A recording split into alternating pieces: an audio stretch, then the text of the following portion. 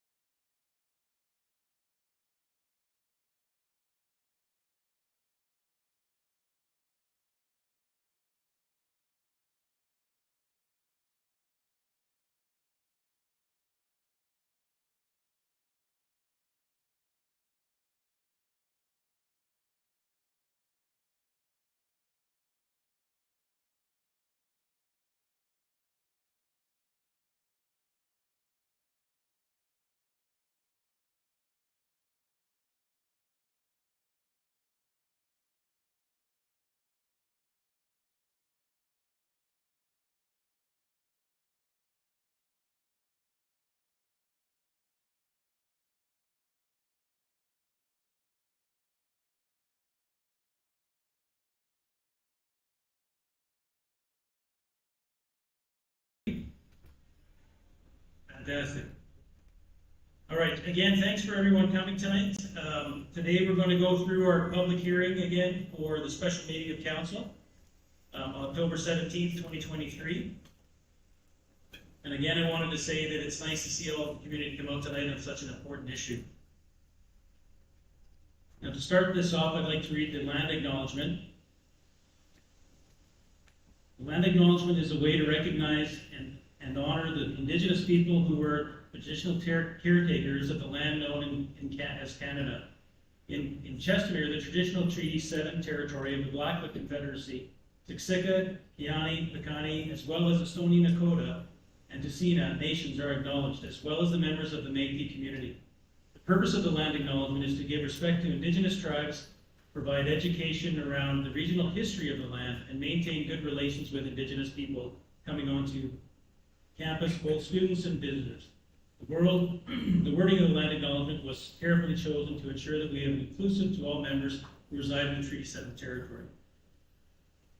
Now, before we start our public hearing, what I wanted to talk about today just quickly was the format that we want to do it. So we're looking at doing a hard stop at 10 o'clock tonight.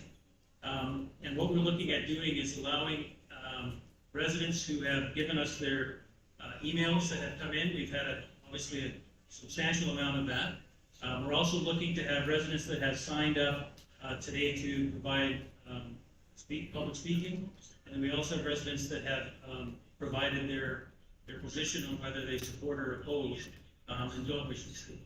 So we'll be tallying all of that for everyone tonight.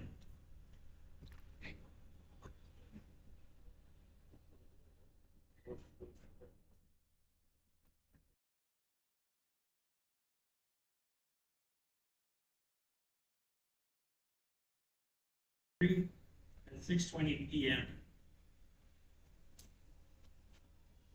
I'd like to request that we start with the approval of the agenda. Council, are there any additions to the agenda that we wish to present?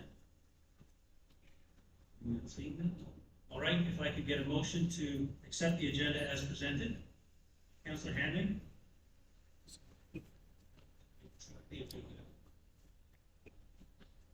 Thank you. All in favor? Thank you. All right, so just moving forward, as we're going to start the public hearing, right before the public hearing, I'm going to request a motion.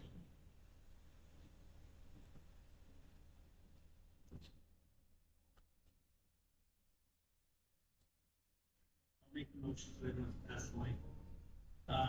Motion is the motion of the council under procedure bylaw 014-22, section 2.3, temporarily suspend the following rules for procedure 20.5.8 A and B, presentation including audio but video submissions from individuals, whether in support or opposition, are limited to a maximum of 5 minutes, changing that to 3 minutes.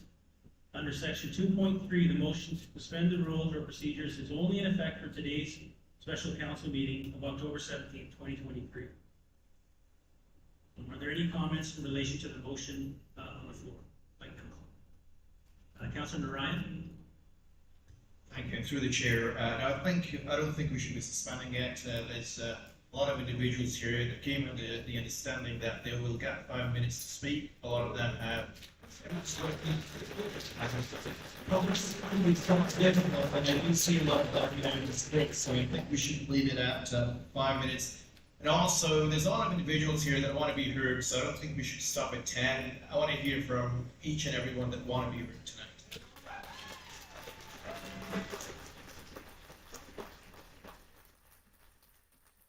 Any additional comments in relation to the motion on the floor?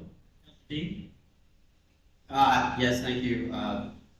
Through the mayor, to Councilor Ryan, I fully support both of the things that you have said that I believe, had we let the public know that they were only gonna have 3 minutes previously, people put in a lot of letters and a lot of paper out there.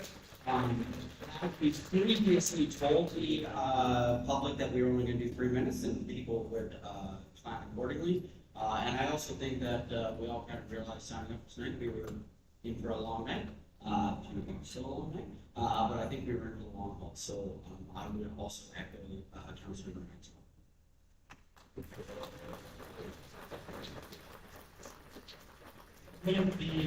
Again, the point of 3 minutes is to try and get more residents the opportunity to speak. It's not that we want to diminish anybody's message they want to say. But, sorry, that's what we're allowed to do in Right. It's, again, if we don't wish to have as many residents speak tonight, we can move back to 5 minutes. Sorry. Okay, keep Why going. limit it to Unless 10 people want o'clock? the opportunity to speak. Why limit it to 10 o'clock? Keep it going.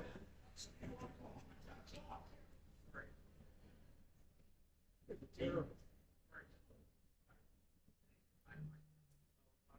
Yes. Sorry. Just calling a point of order. Just in regards to meeting structure and things like that, while I appreciate all the comments that are happening right now, get a chance to speak. I'm sure, I believe that the motions we put on the floor, and right now the only people that are able to comment will be councilors. Is that not correct? And then we have to follow the motion. Sorry, I'm not trying to shut it down. I just want to make sure that we are following the process. Yes, that's correct. So if we prefer, I can withdraw the motion. We can leave it at 5 minutes and have less people speak tonight.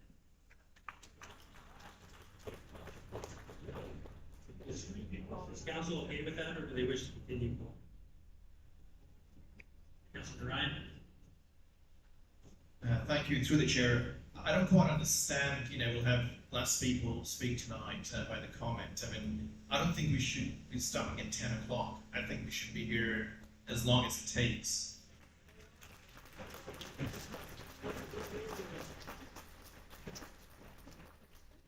I think it's obvious what the message that our constituents have brought forward to the council. And so I agree that if residents wish us to go through tonight and adjourn the meeting and have another meeting again to allow more to speak, we can do that. If you want to have us vote tonight on the procedure, on moving into the second reading, then we need to look at having less people speak, or the amount that can speak in the time period.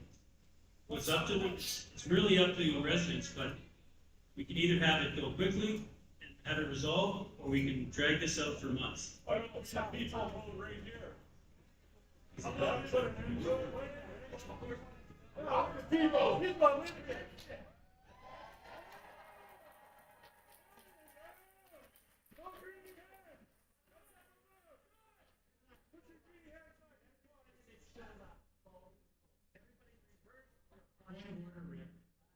Please sit down.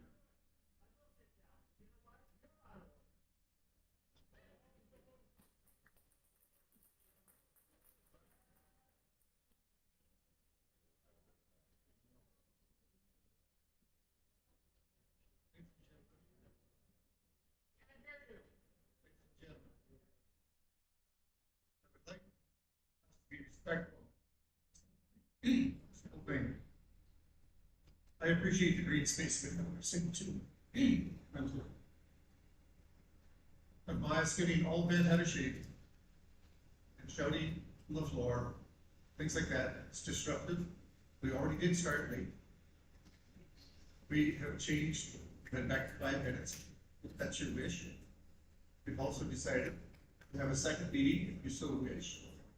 Okay, and long and short is if you haven't sent a letter, this is my suggestion, if you haven't sent a letter in expressing your concern, those who haven't, why don't you let them up first, express their opinion?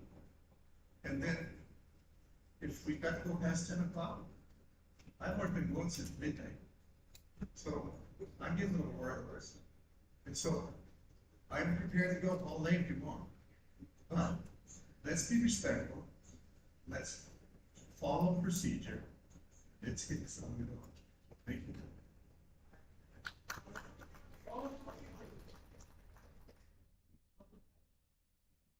Okay, we'll leave it at 5 minutes, and we'll see how many we can fit in.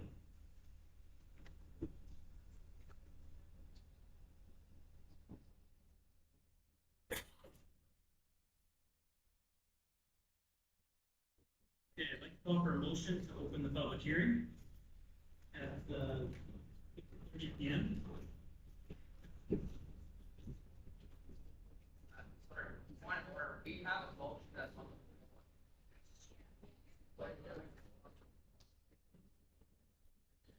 Rescinded motion.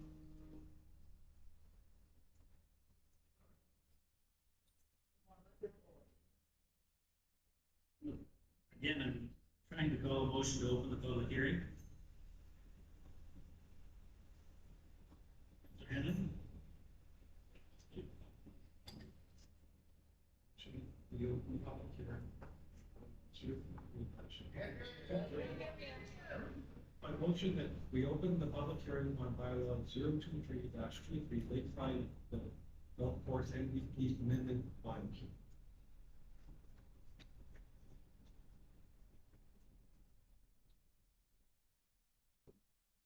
Thank you. Okay, so I want to remind everybody, the individual and groups that wish to present tonight, that the public hearing is going to be based on the registration designated sheet that was President signed in at. We'll be going in that order. Whether you're in support of or in opposition of the meeting. So first, before we get going, we'll pass a motion on the order. So all in favor of opening the public hearing? Carried, thank you. All right, so the public hearing today is being recorded and being live streamed as well. It'll be able to be viewed by the public on the city's website. The outline for today's public hearing will follow. We'll have a staff report from administration, presentations from the applicant, presentation from the public in support of the proposal, then we'll have presentations from the public in opposition of the proposal, then we'll have rebuttal presentation from the applicant, limited to only to the comments received or heard in opposition, and then we'll have final questions by administration.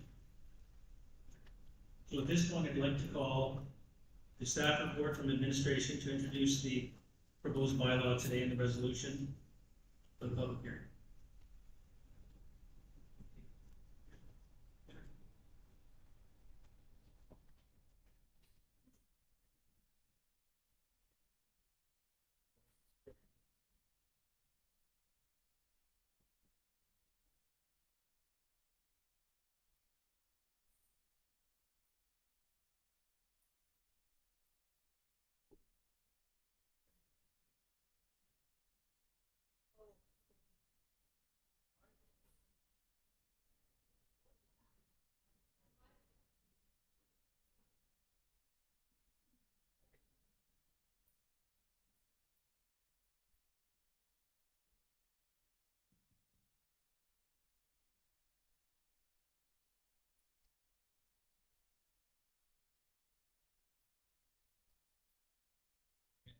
Thank you, Mayor and Council, for the opportunity to speak to bylaw 2323 this evening.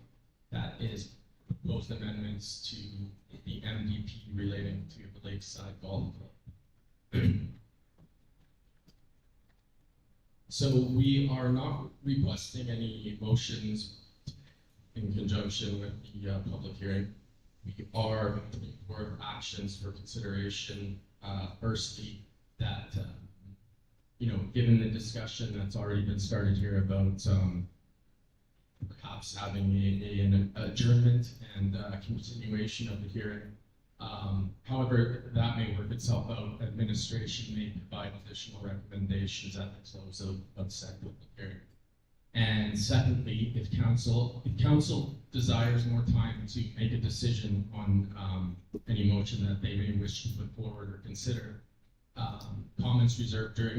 comments received during this public hearing can be summarized by administration and brought back to council to make that decision in the future. In terms of the overview of this application, the applicant is O2 Planning and Design. The proposal is, as I stated, an amendment to the municipal development plan, and specifically figure 8 within the plan, which is the land use concept. Specifically, the proposal seeks to amend figure 8 to have 3 specific areas within the golf club lands changed to residential neighborhood from their current designation as open space. So the areas that are being put forth for this amendment to the figure will be shown on the next slide. If approved, these amendments would allow for residential development to occur on the 3 identified sites. And however, if approved, any development on the site is still subject to subsequent planning development application approvals. So here are the three areas. Area 1 being in the southwest corner. Area 2 kind of in the central south area along Cancer Drive, and Area 3 in the northeast area of the golf club lands along Westchester. So the golf course was one of the earlier subdivisions in the city and in the town. So it predated the existing MDP. Therefore, at the time, it was designated on Figure 8 within MDP operation and open space. So this bylaw seeks to amend that designation to residential neighborhood to facilitate future development as residential. Here's the proposed amendment on Figure 8 itself. I know that's difficult to see. The next slide, we have a bit of a blow up that shows you what will be changing. Essentially, those three areas it referenced a few slides ago, changing to that yellow color from the green, indicating a change from parks and open space to residential neighborhood. So the applicant provided a rationale for the proposal with their application. In part, the rationale is that there is some need to generate some revenue for the continued operation and maintenance of the golf course, including upgrading of facilities and features needed for gameplay, and that these developments will help generate that needed revenue. Economic assessment report was submitted with the application to speak to this rationale, and that is included in the system. Currently, the club lands are designated SPR, Special Recreation District. So this is to accommodate commercial recreational facilities, such as golf, of course. Land use amendment will be required should this MDP amendment go through prior to any development.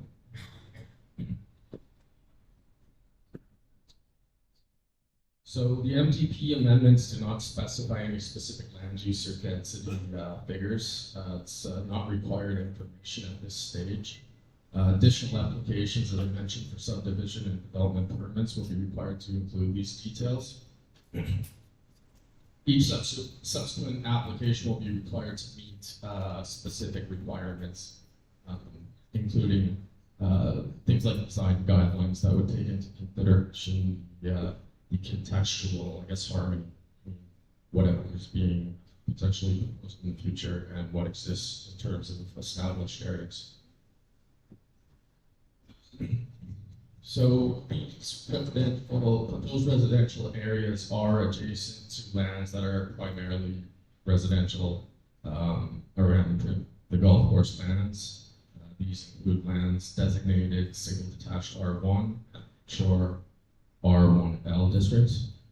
The proposed amendment is in line with the goals and policies of the MDP, specifically section 3.4 as it relates to future growth, capitalizing on efficient and the efficient use of land and capitalizing on existing growth and servicing infrastructure or efficiencies.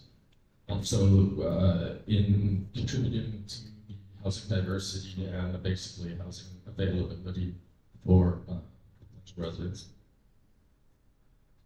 One thing that we touched on back at the first reading session in September 12th, was the fact that our administration is not contemplating that a full area redevelopment plan be required should the MDP amendments go forward. This is something that is at council's discretion, and at a future council session, likely perhaps in conjunction with the future session for second reading, we would look for council to pass a motion providing guidance as to whether or not the ARP process could be swapped out for essentially the outline plan level process. This is a review of the bylaw process to date. So as I mentioned, first reading was passed by council on September 12th. public hearing time was set for this evening. Obviously, we're here tonight, and we're not seeking a motion for second and third readings tonight, so while that date, could happen conceivably this evening, and could be set for a future date, that's at council's discretion. In terms of public input, there was an open house held on August 24th. This was a applicant held session that attracted over 300 participants from the community. Members of the city CGI team attended in observational roles, basically fielding questions relating to the legislative process. And the applicant has provided the city with an outreach summary, which is included as the Exhibit D in Council's report within the agenda. So, for tonight's hearing in advance, the public hearing was posted, notifications were sent out in line with legislative requirements. We received approximately 1,800 messages through the city's online portal, and of those, the vast majority stated opposition to the amendments, with approximately 5 of them being for.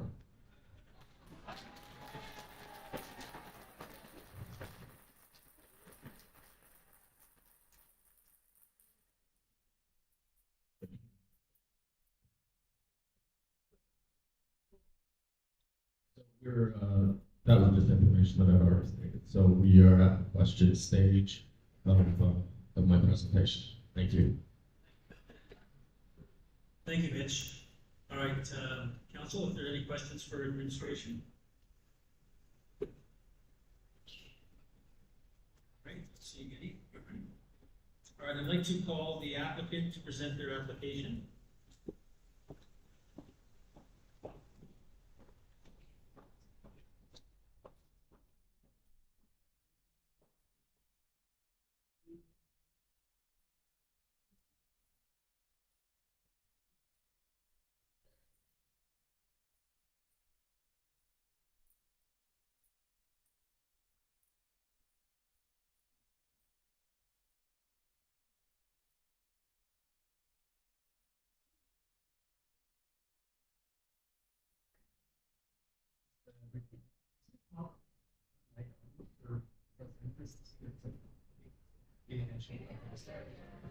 Is it possible to have at least one light on so presenters can see their notes? I think this would be an issue for us. Okay. Good choice.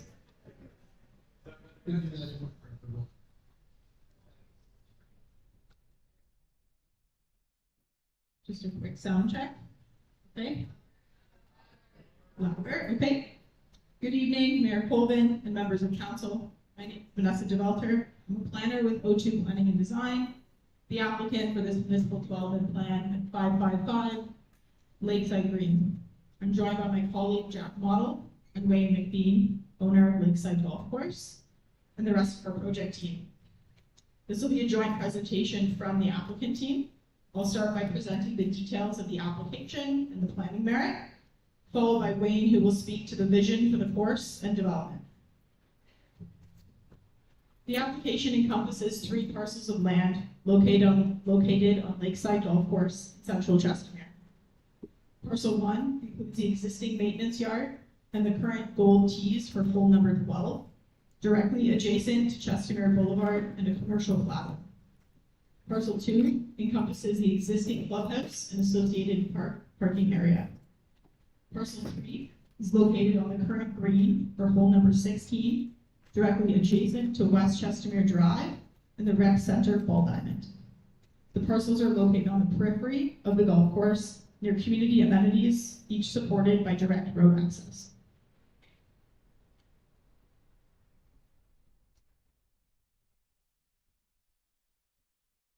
This map shows how the course will be affected by the proposed development. The current maintenance yard on parcel 1 is not large enough to support the needs of the course. It has become unsafe with regular break-ins and fuel theft. The maintenance yard will be relocated to the north side of the driving range to provide increased security and a larger space to support efficient repair work. To accommodate development on parcel 1, the tees on hole number 12 would be moved up and the hole design adjusted to align tee shots with the fairway rather than towards houses on the right. This would remain a long par 5 with over 550 yards from the gold tee box. This will improve gameplay and safety on the hole. On parcel 2, the clubhouse will undergo significant renovation or full renovation on the existing footprint of the clubhouse and parking lot.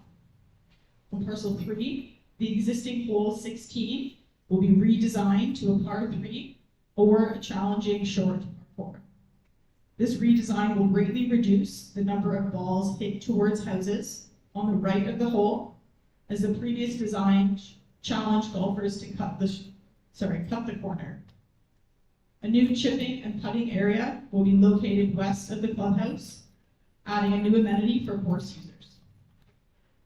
One of the most common concerns we've heard is about the amount of grass lost as a result of this application. The 3 sites were selected based on the underutilized portions of the course. Parcel 1 and 2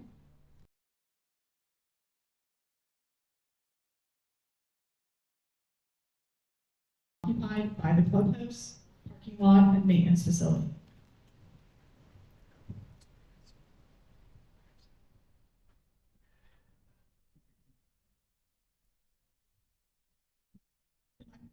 Three parcels will affect 3.83 acres of grass, which is less than 5% of the existing grass area on the course.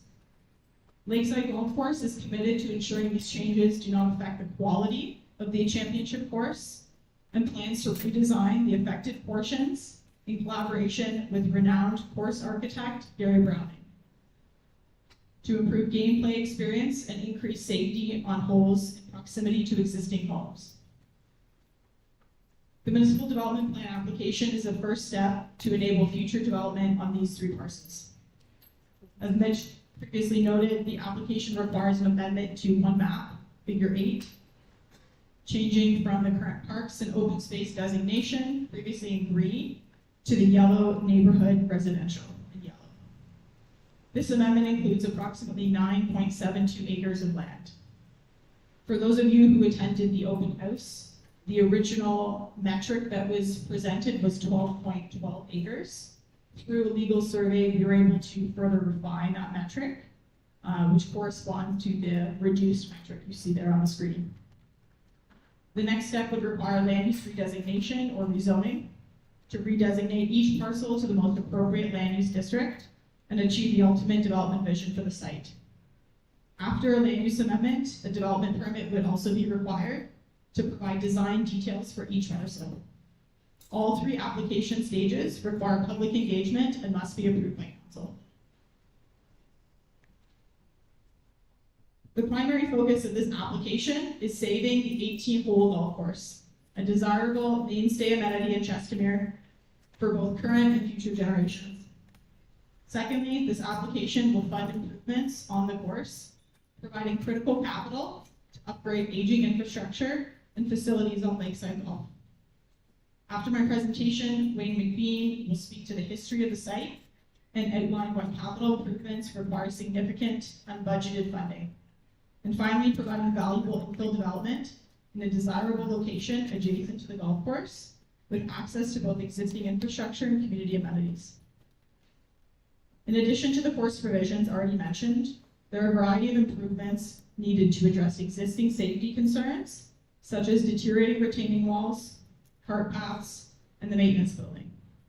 Additional improvements to the clubhouse and parking lot are also required, along with the addition of the putting and chipping practice area will add a needed investment to the long-term infrastructure and improve the golf experience for members, attract more visitors and event bookings.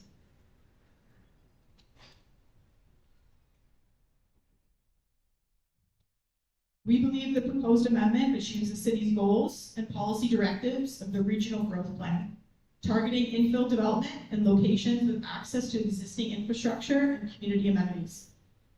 New residential development in this location will diversify available housing opportunities to meet the needs of all demographics, ages, income levels, and respond to the current issue of housing affordability.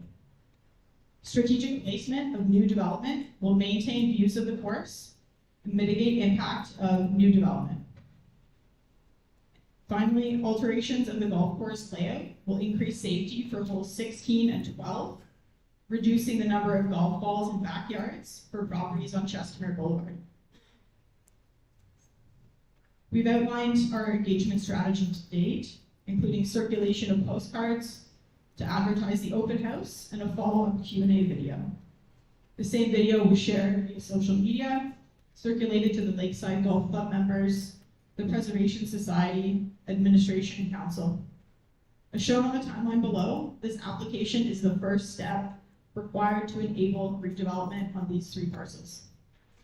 If the municipal development plan was approved, a land use amendment would be the next step in the approvals process, providing further clarity on the land use district of each parcel.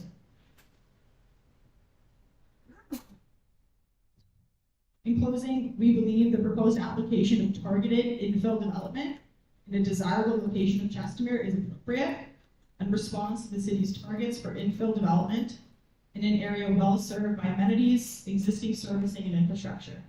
I appreciate your time and thank you for listening. I'll turn over the presentation to Wayne McBean. Thank you. Chairman and Council, thank you everyone for being here tonight. I am Wayne McBean. I've been a member here since day one, a partner for 30 years, the largest financial investor in Lakeside. Everyone here, including myself, wants to save Lakeside and keep it vibrant for generations to enjoy. The status quo will not save this golf course. In order to be viable for future generations, we need to raise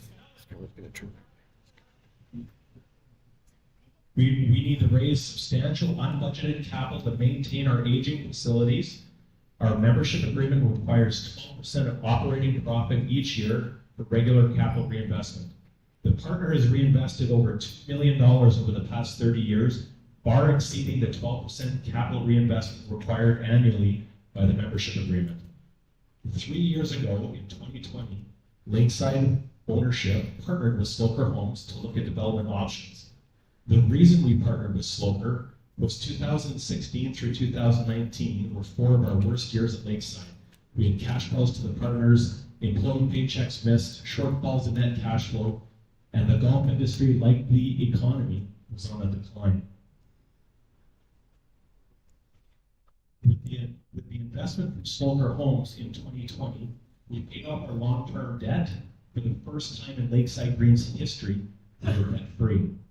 I would like to thank Peter Powell and Sloker Homes as we have shifted our focus over the past 3 years on saving Lakeside Green's golf facilities. Yes, saving them. The only development plan submitted to the City Council is for 3 sites.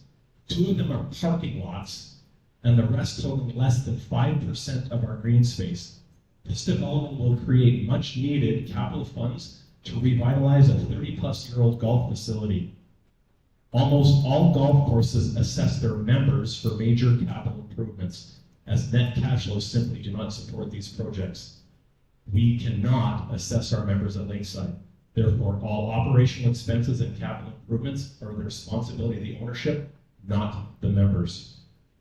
Golf courses in the Calgary area that have assessed their members for major capital projects include Prentice Greens, Earl Grey, Pinebrook, Canyon Meadows, Country Hills, just to name a few.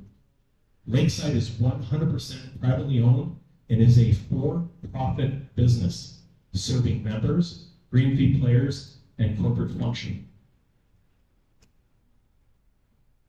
The membership provides 35% of annual revenue to Lakeside, while receiving priority tee time bookings, all member privileges with fixed annual dues, and 0 financial responsibility to Lakeside. The only way to fund major capital improvements so our members, public, and corporate partners can enjoy Lakeside for years to come is through this development. Without these improvements, Lakeside is a 30-plus-year-old golf facility desperately in need of capital reinvestment. Other golf courses that have done developments to help pay for major capital projects include Willow Park, the Hamptons, Calgary Country Club, Darcy Ranch, and Canyon Meadows. Golf courses in the Calgary area that have recently gone bankrupt: Wolf Creek, Boulder Creek, Silver Wing, Bears Paw Country Club.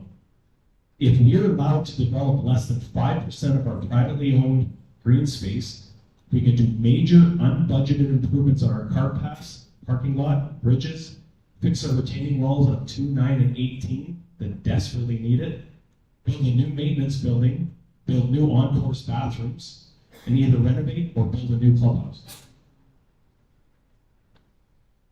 This not costing the members of Chestermere or the taxpayers of Chestermere 1 penny. Lakeside will remain a first-class par 70 or par 71 championship length golf course. We will not be losing 1 yard in distance from the blue, white, or the red tees, where 95% of our rounds are played from.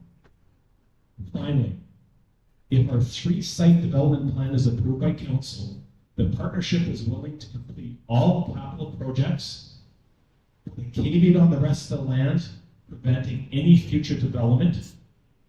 This will secure a sustainable future for all Chestermere residents and members to enjoy a new revitalized Lakeside Golf Club for generations to come. Thank you.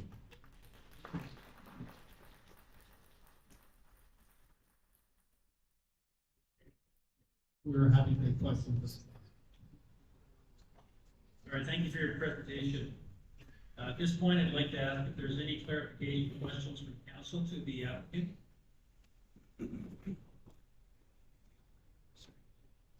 Councilor Folk?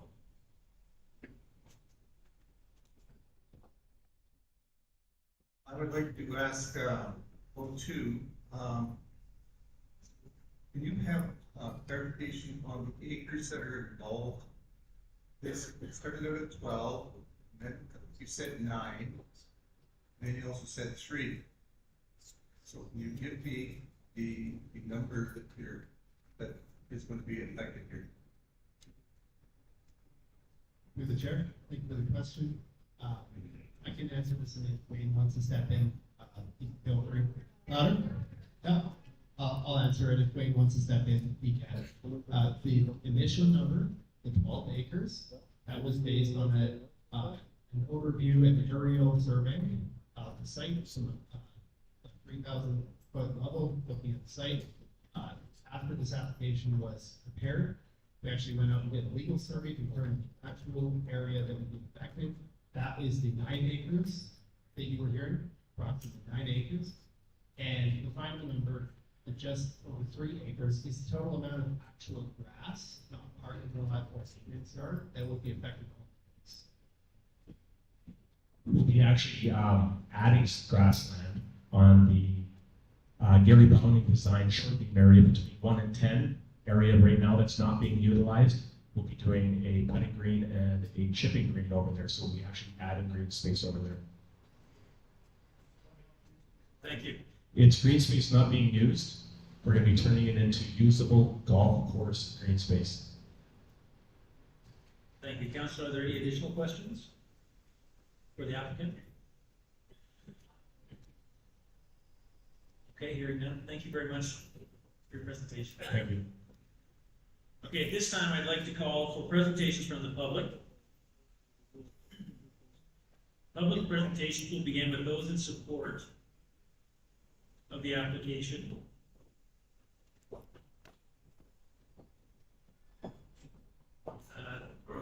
Legislative services, are there any audio or video presentations in support?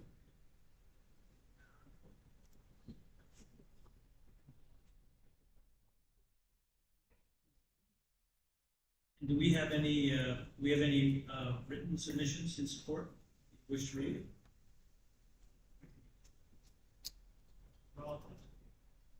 Okay.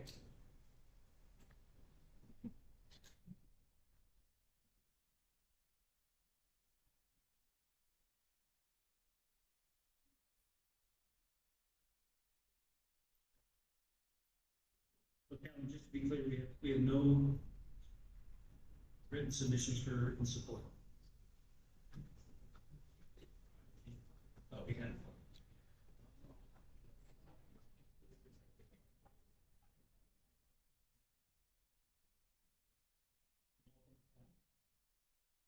We have to read them out.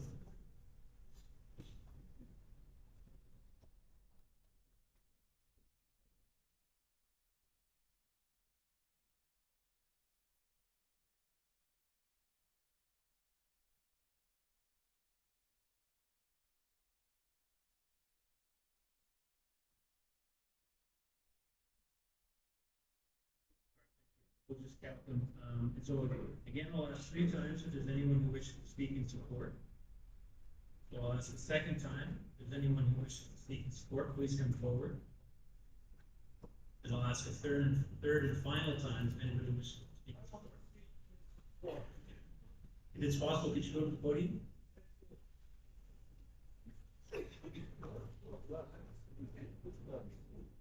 This way.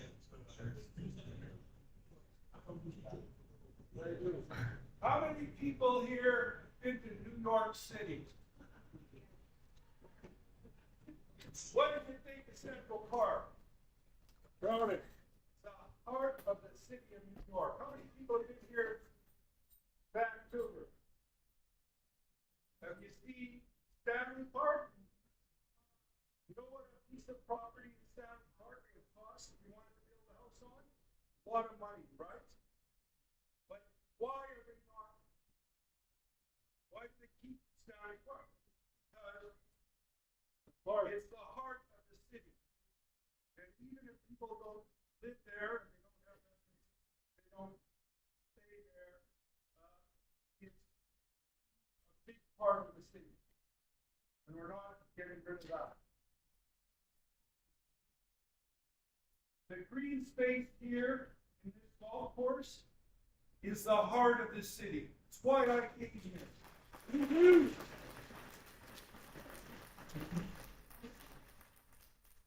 Why I'm supporting this. Because it's my only chance to speak. I came here 4.5 years ago from Victoria, 800 feet from the water. I loved it there, but my grandkids were out here. I came here to live here. I met, when I came here, some of the finest people in the world. In 2 days of walking around, I met people from 17 different cultures or countries. Not one of them had a bad thing to say about this city. They were all living here, feeling safe. Not like so many other places in the world. I looked at this place and I saw this is the heart of the city, this golf course. I bought a house on the 15th Street. I've sold this house and I'm leaving here. I'm moving to Strathmore. This isn't the place I wanted to have. But my friends are still here and I will come back 25-minute drive as many times as I can. But I cannot stand what is happening to this city in terms of its governance, in terms of its sudden growth all over. So I'm losing the road. And I apologize to all of my neighbors who are some of the finest people I've ever met. The number of places I've moved around this country, serving the Canadian forces. And now I'm running away. So that was my reason for saying, if you feel like I do and you want to run away, then come and follow me. Otherwise, you'll have to stay here and fight for this place. And I'm saying, well, we might as well destroy. And while we're at it, let's get rid of Central Park in New York. And let's get rid of the DC, their park. Folks, I'm sorry, I gotta go.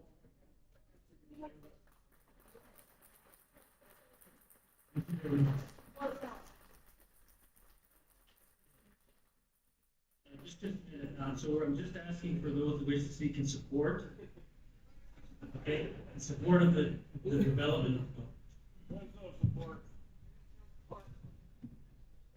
Hi, everybody. I'm my sister. Yes. Why do I have to think? We're the ones who make the decisions. Yeah, I know, but these guys are going to yell at me. Okay. I've been on this place in Lakeside, or I could say Chestermere, since 1984. I watched this golf course go up from the first trouble that it was in. And I'm proud to be a member of this golf course. And I would be proud if this development would go ahead. Because in the long run, I think we would be better off. Because this is all is deteriorating, and if our future kids want to play here, they want to play on a good golf course. And this golf course only charges $500 for a membership, which, how many members did we sell this year? Maybe not even one. The ownership is not a disaster, and I know I have a lot of friends behind me, golfing friends, and now they're gonna hate me, and I don't care anymore. But this development is important to keep this golf course here. Thank you. I live on West Chestermere Drive, right on 17 where the pond is. I am an owner of the course. I'm an owner, but like I say, I've been an owner for the last 28 years. And I tell you one thing, this golf course is not making money. Chairman, you know, for the first 20 years of being an owner, I've never got no dividend. We put money in, but we didn't get a penny out. And would you invest money where you never get a cent? Okay, give us $10 million and you can have it. Thank you for listening. Thank you very much. Okay, I'd like to ask, again, 3 times, if there's anyone who wishes to speak in favor of the development of the course, please step forward. I'll ask a second.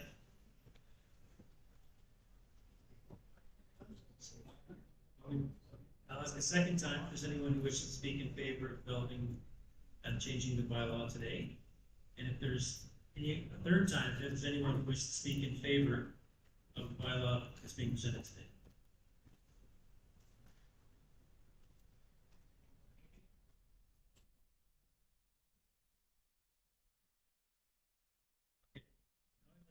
For submissions that wish to speak in opposition to the proposed bylaw. If there's any audio or video submissions, please, there's none, okay.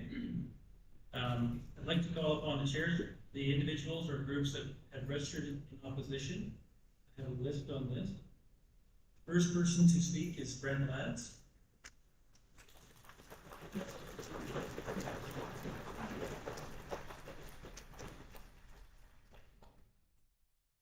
Thank you very much, Your Worship, Council. My name is Brent Ladd. I live on Lakeside Greens Place, and as such, I'm a resident that's directly affected by all of this. I was a little worried when you said you were going to decrease the reading to 3 minutes. I thought maybe I was going to ask for 2 more. Anyway, and I don't know if it's in keeping with the format for tonight, but I do want to undertake to express my gratitude and thanks to some people that have worked very diligently and very hard over the last 3 years to bring this issue to the public's attention and to educate them in terms of gaining support, and that's the Lakeside Greens Golf Course Preservation Society. And I'm going to use something more time. My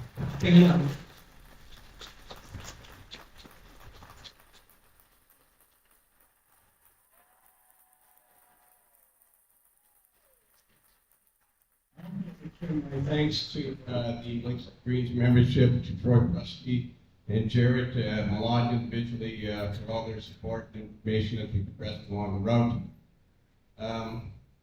I also want to recognize the hard work of a lot of volunteers who have been out canvassing on our behalf, and which has resulted in this room being full tonight. And hopefully council takes note of that.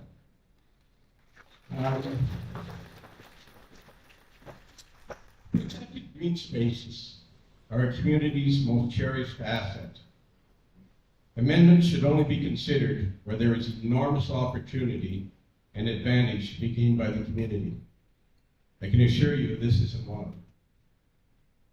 I would ask you to keep in mind that this hearing touches on two concerns: rezoning recreational property and adding development to the golf course. The result of amending the MDP will initiate a second and third and fourth application based on the Land Use Act and density requirements and height requirements on new structures that will promulgate and add to the workload of council and staff and trigger more meetings of this nature. As I contemplated this evening's process, I asked myself, if I were sitting in your individual or collective positions, what are the things that would resonate with me and motivate me to turn this down at second reading? The following things came to mind: giving up green space to accommodate more development, the fact that only a few will profit financially from this exercise and the balance of the community will be left to deal with the shortcomings. I would also consider whether the current infrastructure will accommodate what is being proposed and what we saw at the open house. Building images displayed at that open house do not meet height restrictions within the community. The relocation of the maintenance shed has been downplayed, but it's going to severely impact on the residents on the south side of Lakeside Greens Place. To the best of my knowledge, there has been no analysis of possible soil contamination around the maintenance shed and what that does to deter building. And with all the development transpiring around Chestermere, why would we want to approve a change to our MDP to accommodate the construction of hundreds of residential units in the center of our community, which again will cost us recreational property, and which will bring us little or no value as residents? I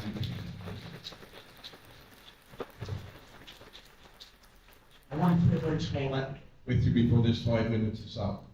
And it revolves around a story where there's a mother, and she's reading a bedtime story to her daughter. And when she finishes the story, she puts the book on the night table.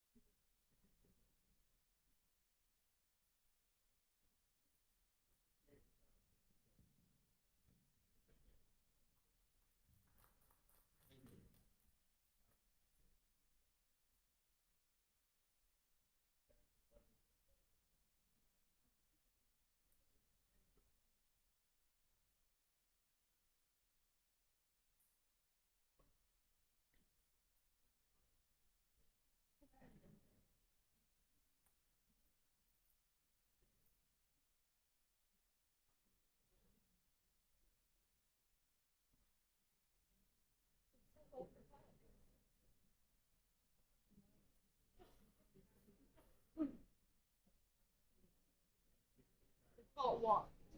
No, we've got through between what that we've got the concept of wireless mics and stuff.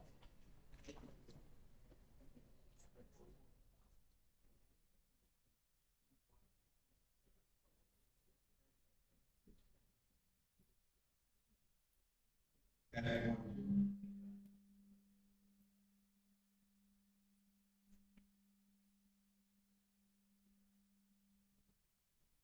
Pass it, 1, 2.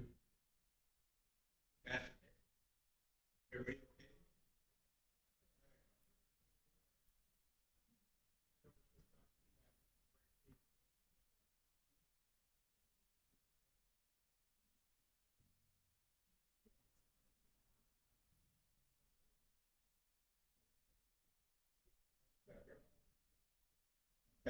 okay?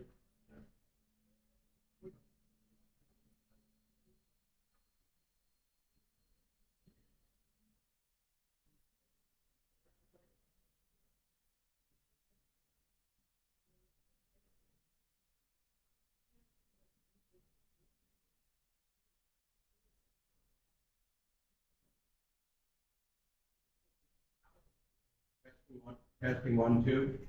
Testing. I bet you're back. Anyway, I'll finish up quickly with my last point. And it was an anecdote about a lady who was reading a bedtime story to her daughter, put her to bed, and was finished, just put the book on the night table. And as she was covering her up, her daughter asked her, she said, "Mom, do all fairy tales begin with once upon a time?" And her mother thought for a minute and said, "No, a lot of them begin with, if I'm elected."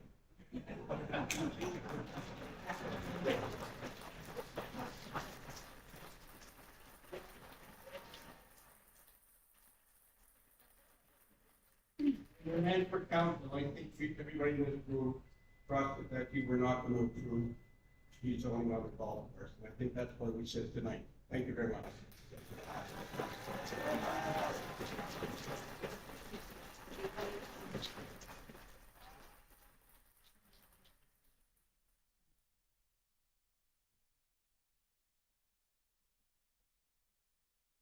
First, we have, speaking tonight, Vic, Chuck.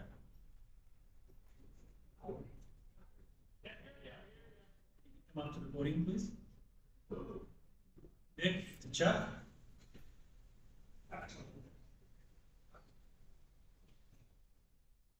He's a long-time resident here. I can also say that council that's approved and brought in water along with the water that they sent. This is going back in the 80s. And the development actually helped Chestermere get its water system, part of the funding and everything. So there's a two-way street. As I've looked at this and watched all this, I have to wonder why you would put residential into that area. Why was there not some other option? I can see the piece down the other end there. Block it off and clean that mess up with the yarders. You could put in a commercial, make some money on that, instead of trying to get development in the middle of all this. And in all fairness, one thing I heard just a little while ago, agreed. I've been in and out of, still in much. I've been in and out of watching the politics of this. I was on council at a time when we had 5. Never once did we have block voting. We had 5 people, and we had people that sometimes we started out 5-4 against or whatever, 4 we always came to some level of consensus with everybody agreeing. Sometimes it was 5-3, sometimes it was 1, sometimes unanimous. I have not seen that instance. And I do not think that you're worthy of the people that should be doing this. Thank you.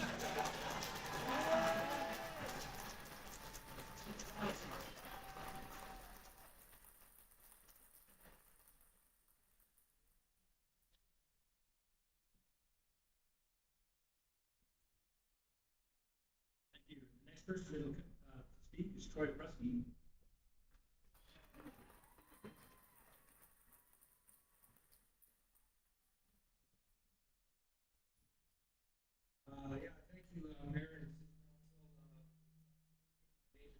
speak.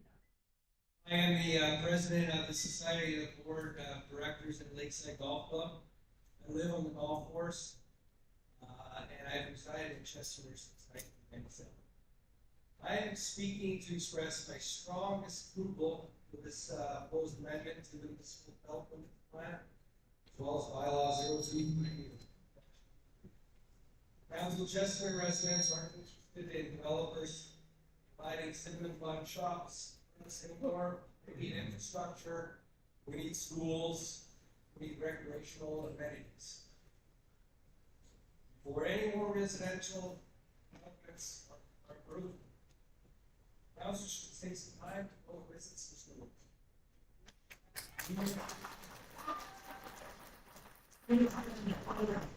Schools can have 10 more kids, let alone 500. That's just the 500 that's going to be from the proposed development. All of you are elected to represent the residents of Chestermere. Based on your political platforms, and everyone you in service today made promises to oppose rezoning. Now is the time. Now is the time where you hold true, you stand tall with your integrity, and you snub out this attempt. This application is so far from where we should be moving Chestermere toward than all 7 of you elect. With any asset of value, especially an asset in which a place of business or income is produced, the owners of the business or asset need to plan on depreciation of the asset, build contingency fund, call it even capital planning.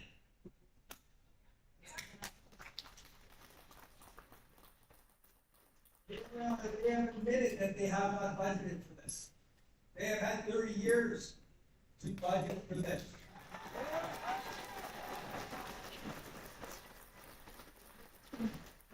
I met with the ownership group, and I can tell you firmly, when asked them, what do they have saved for new car paths?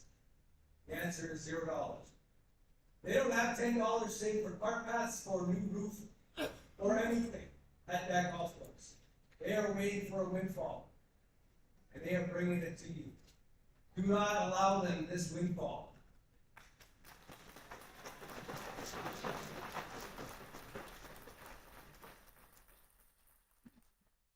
This has led them into this desperate time.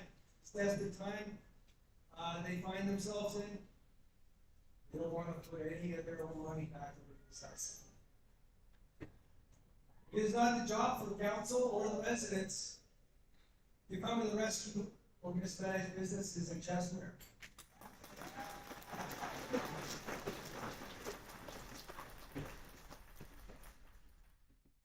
Lakeside Golf Club was developed as an estate home development, no multi-family apartment building dwellings, wherever in the municipal development plan place development. We cannot allow have all these doors. Where the people are going to play? Where are we going to have 500 kids playing? On the golf course? The failing to upkeep and capital plan, along with doing their best to avoid taking advantage of the resurgence of golf, only supports that this partnership is not equipped or prepared to own and operate Lakeside Golf Club moving into the next 30 years. I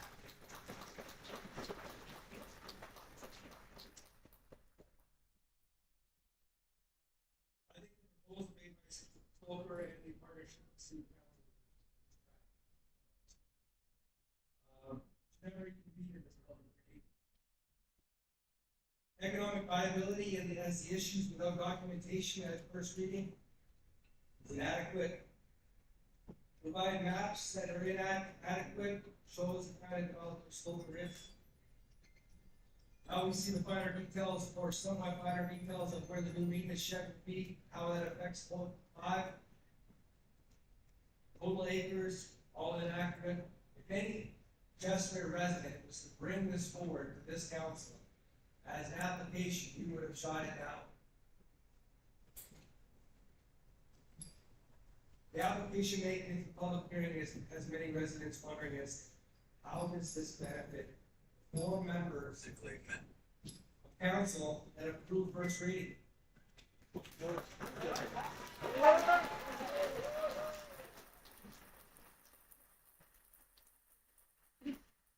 gonna leave by just saying that I remain hopeful that you guys will provide both tonight for everyone. Thank you. Thank you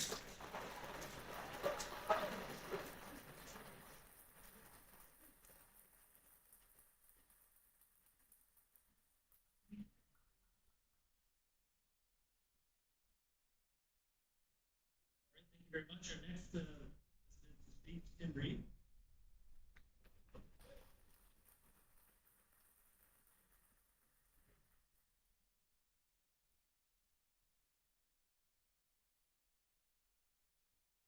Can you hear me? My name's Tim Reed. I've been on 181 East Chestermere Drive. Been a resident here since 1999. Used to sit on council. Can't believe some of the stuff that's been happening here. Embarrassing, really. I'm here to express my strong opposition to bylaw 023-23, which seeks to change the municipal development plan. I believe this proposed change is not in the best interest of our community, as it will allow unsuitable high-density development on the golf course property. I respectfully request that you consider the following points, carefully evaluate the implications of this bylaw amendment. The golf course, which has been in operation for 30 years, is a cherished asset in our community. It's provided recreational opportunities and green space for our residents for decades.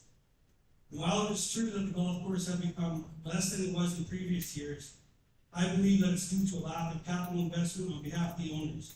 And as Troy just said, it's not the responsibility of the council to change the MDP to rectify this financial situation. Multiple offers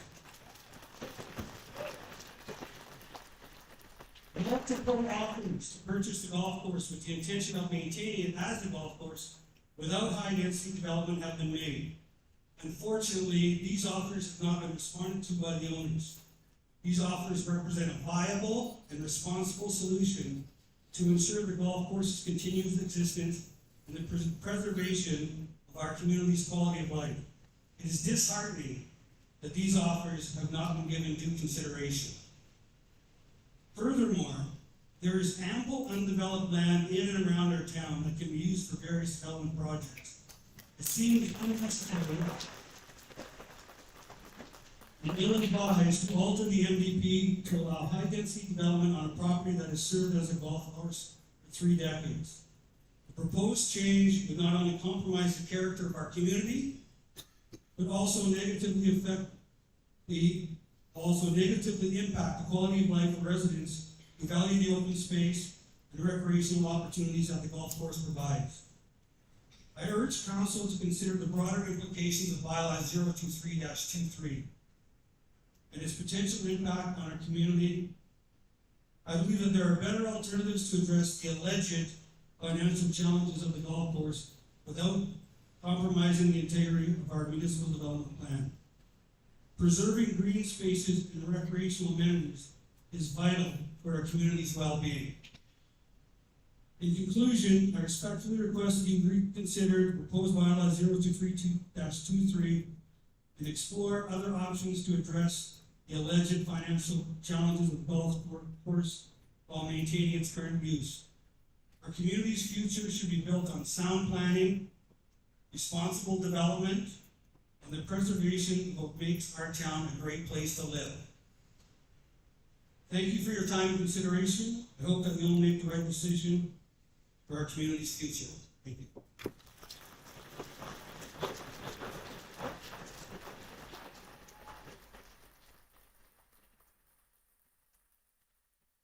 Very much. I'd like to call Tim McHale.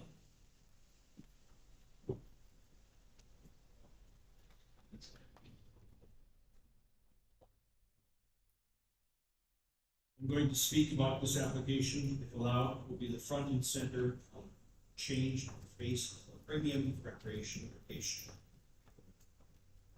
Everything my family and I researched about Chestermere prior to moving here in 2008, we shared information that Chestermere was premised upon being a premium recreation location.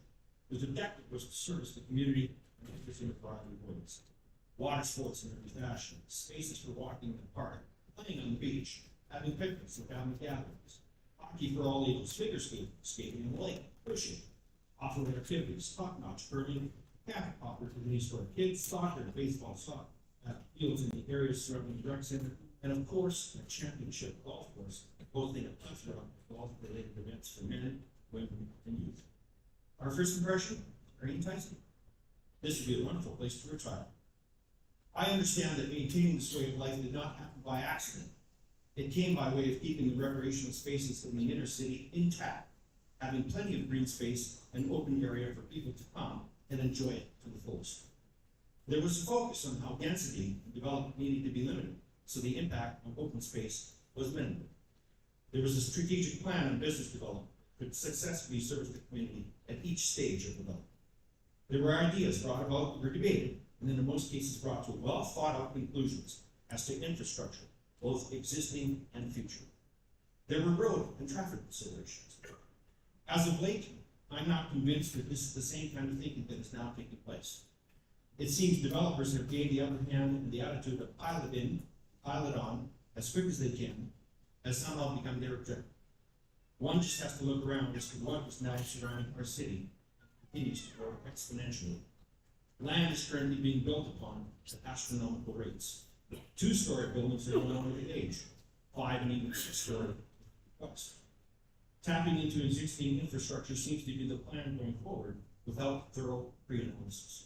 And even roadways and traffic flow seem to be an afterthought. And we cannot forget about something called schools, which seems to be on the back burner. In short, it seems the quantity for living versus the quality of living is now taking precedence when it comes to development. At the annual rate of growth at 6%, Chester is now the 5th fastest growing city in Alberta.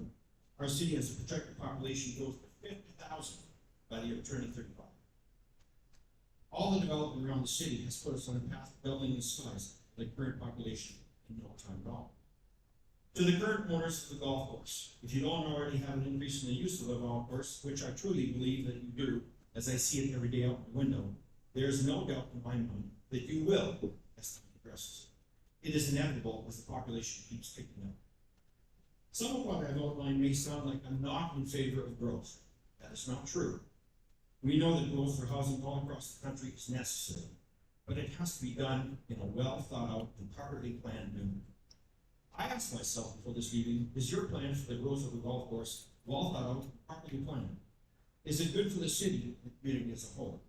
Does it fit with the premium recreation location idea? The short answer, in my opinion, is no. And there are some reasons. Increasing the population by a minimum of 1,500 people in an already well-established area is not a well-thought-out plan, especially when it comes to density, parking issues, exponential increases in traffic, law and order, safety for children, and increased noise pollution are about a few things that come to my mind. Tying into existing infrastructures and roadways without serious and extensive analysis as to what the result will be when the increased demand leads to nothing but headaches and afterthought fixes and maintenance. Band-aid type solutions and cost increases for the taxpayer are most often the result. Property values may take a hit, especially those in locations of your planned construction. The environmental impact leads to loss of space, loss of habitat. You would not believe the wildlife will coexist on this golf course. My neighbor has splendid pictures of it. The list could go longer and longer. In the name of time, which is at 43 seconds, the bottom line, the face of Chestermere is a premium recreation location with a world-class golf course will forever be changed if the change comes to the MVP. Development will become rampant in the interior, much like what is happening on the exterior. The MVP was put in place as an incentive to keep the course as it is, to keep open green space. That makes it the great golf course that it is. To keep it as a key part of our premium recreation location, we are so fortunate. No, that the application will change the MVP. Thank you.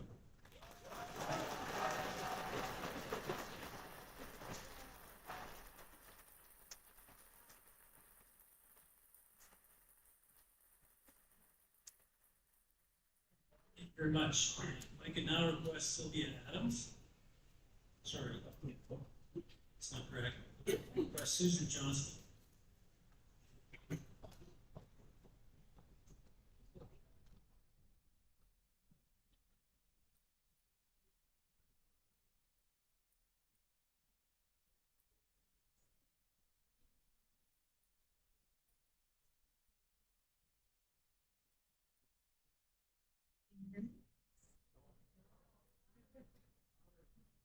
Lakeside Greens is an established community.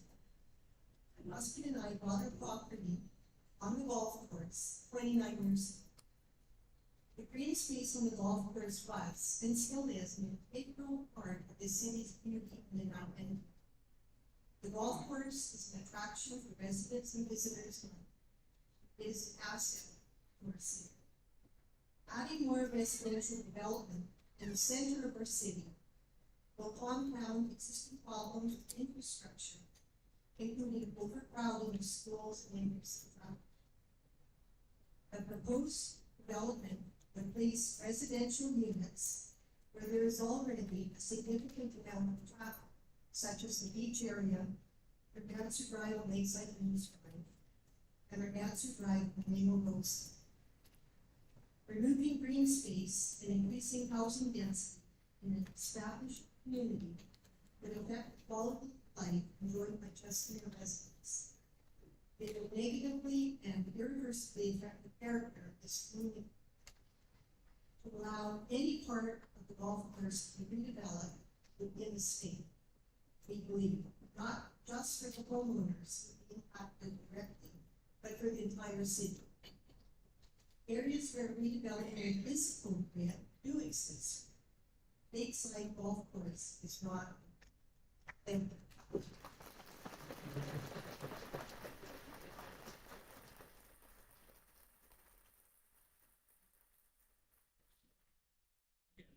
Forward, Chair Glenn.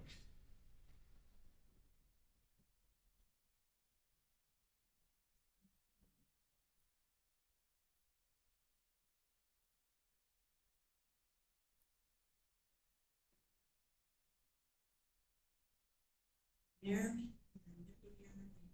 to allowing me to speak tonight.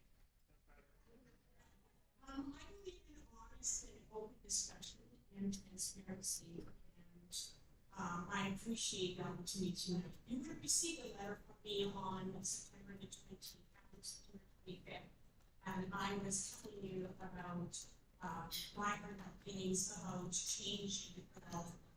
I do live on West Chestermere Drive. I own a house in Lakeside. It's my parents' home. My parents were one of the very first houses ever to be built on the golf course. For those of you who weren't around at that time, I asked my parents why they didn't go on the lake side. That's where I was. Why would you want to be on the golf course? And they said, we lived in the city, we loved to have some open space, we liked to golf, our family likes to golf, and we loved to watch the golfers. They took a leap of faith back in 1990. The golf course was not there. I showed you pictures of their house was built. They stood out on the golf course. They believed it was going to be built. And they enjoyed it very much. One of the things that I noticed is that not everybody received this card from the golf course. I don't get it as I never received a copy of that on West Chestermere Drive. I did receive it at Lakeside Lakes from my parents.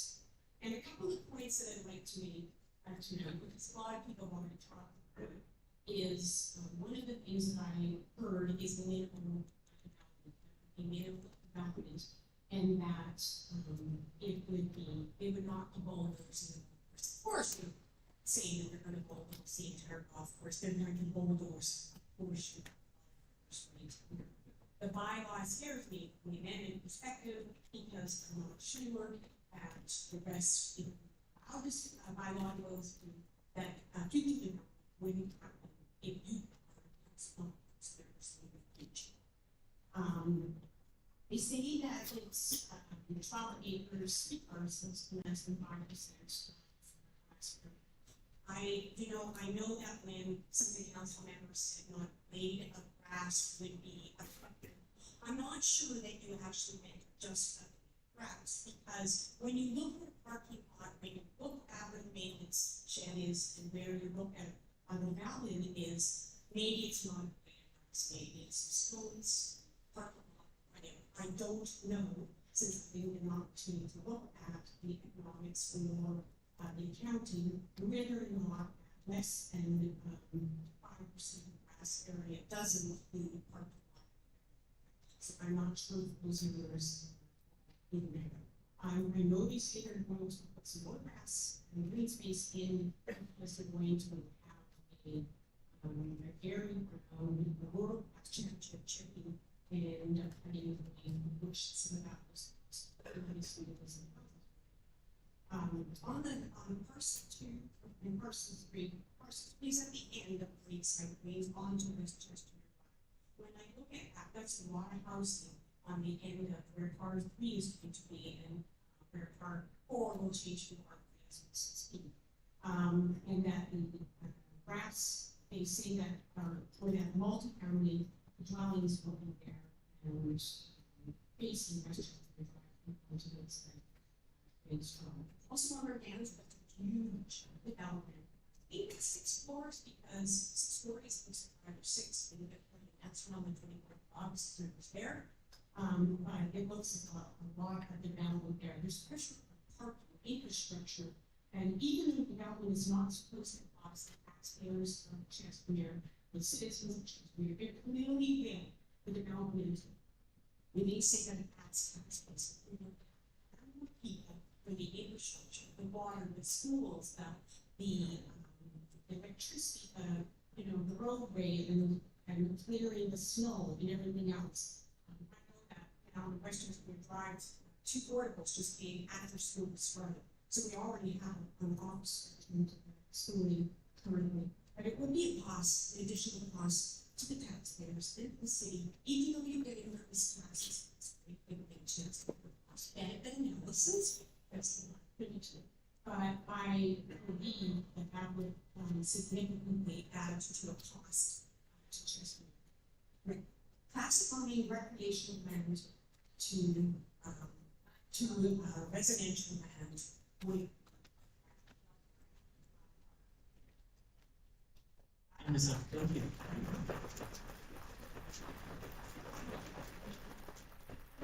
I'd like to speak to Senator Gunn.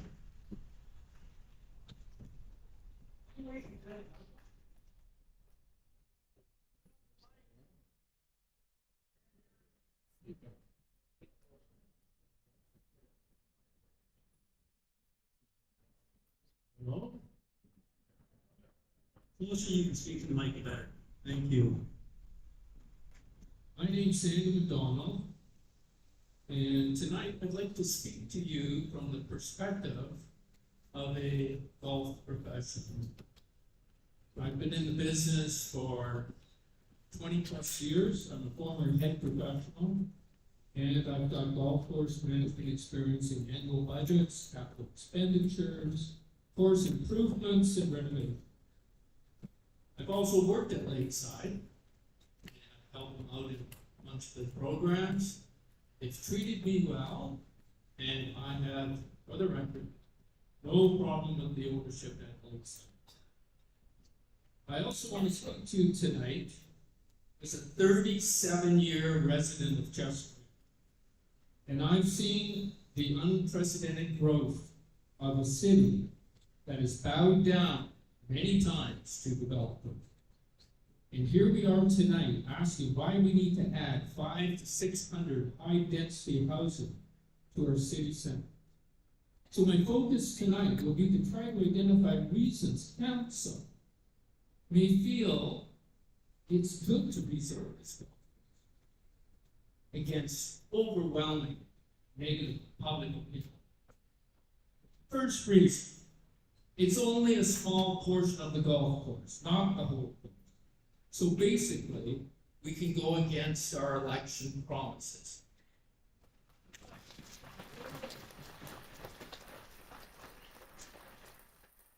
Basically, this is a loophole for said promises to go back. No, this is not a good idea.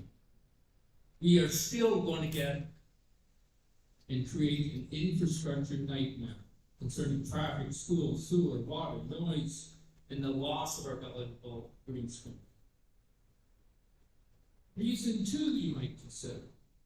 The playability of golf course will be unaffected by rezone. We've heard Ms. McBean talk about that tonight. This is wrong. The golf course will change dramatically with the rezoning. We'll go from a par 71 to a par 70. And we are going to lose yardage. I will debate Wayne on that one anytime. I don't know how you can shrink par 4 to a par 3 and not lose yardage. Or move up. Or move up the 12th hole, particularly the gold tees, and not lose yardage. Now, as far as the safety goes, golf balls are still going to go into the houses on 16. Whether you're hitting to a 175-yard par 3 or trying to hit a 200 down the middle, all those houses are still going to get hit. The houses on 12, the houses that are going to get hit with the rezoning are going to be the ones further down. They're all still going to hit.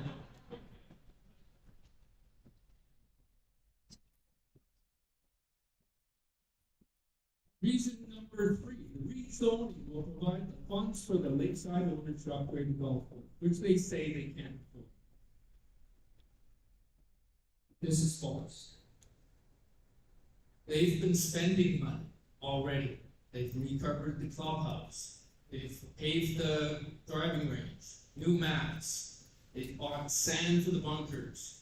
They've bought a $16,000 rock sifting machine. They've got the money. We're seeing unprecedented growth in the golf industry. They've had 3 record years of profits.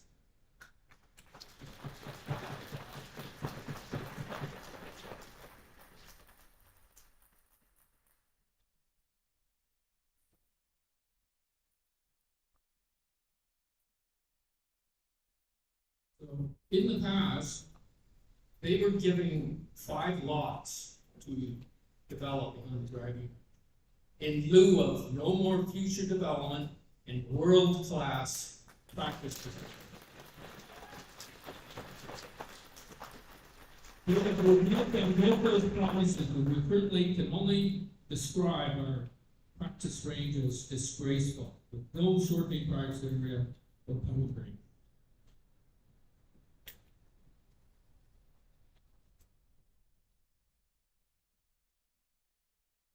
I'd just like to conclude tonight by saying that it really baffles my mind, and perhaps many of you, as to why. Thank you.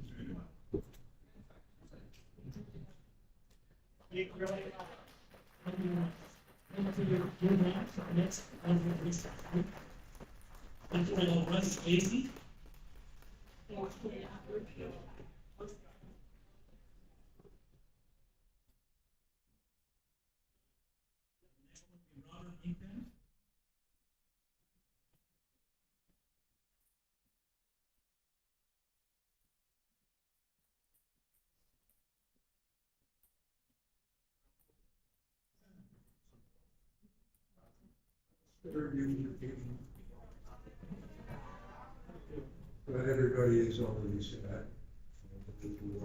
I do agree with 95% of what was said. I'd like to think a little different approach if I could. You're elected for 4 years, and that could bring a tendency to taking a short term. But I'd like you to make sure you're thinking long term. What do you want Chestermere to be? What do you want it to look like 15, 20, 25 years? And does amending this bylaw help hurt that vision that you might have for Chestermere?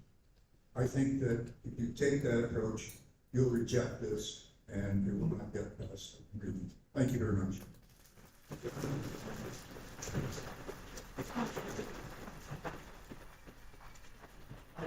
Next, I'd like to have Rick Thirst. we'll jump. I'd like to ask Lee Dunbar. Lee.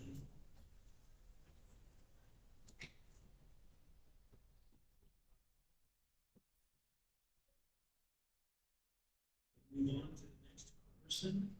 Next person is Joyce Green.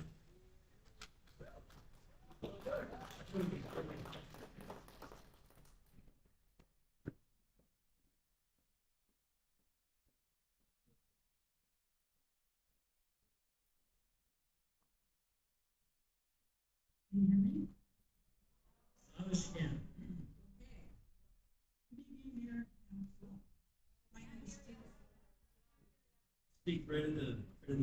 Good evening, Mayor and Council.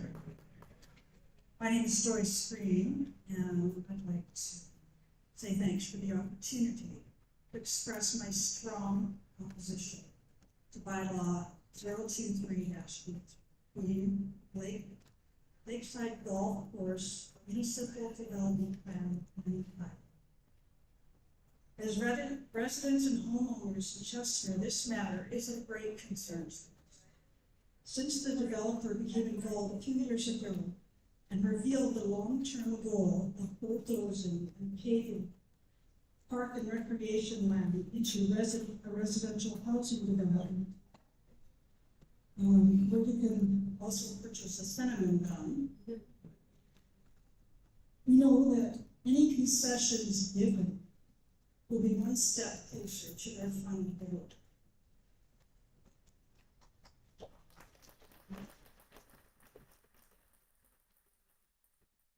When our family decided to purchase a home in Chestermere, one of the key factors that swayed our decision was the close proximity to the beautiful Lakeside golf course, satisfying our desire for a tranquil, nature-infused community that not only provided us with recreational opportunities, but also added significant personal value to our property. Rezoning the Lakeside Greens golf course for residential purposes would not only disrupt the tranquil environment, but also erase the very essence of what attracted many homeowners to this area. The lush greenery and open space offered by the golf course are vital to the overall well-being of the community. They serve as a communal sanctuary and provide a unique opportunity for residents to engage in recreational activities, fostering social connections, and improving their mental and physical health. Furthermore, transforming the golf course into a residential area would have numerous adverse effects on our neighborhood and property value.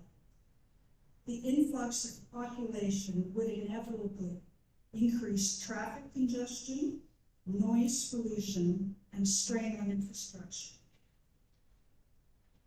The golf course is a beautiful green space that took years to establish, and it's optimally located in the existing residential corridor of our city, which includes the ball diamonds, the rec center, the beach, the boardwalk, and the main street, which is nearly complete.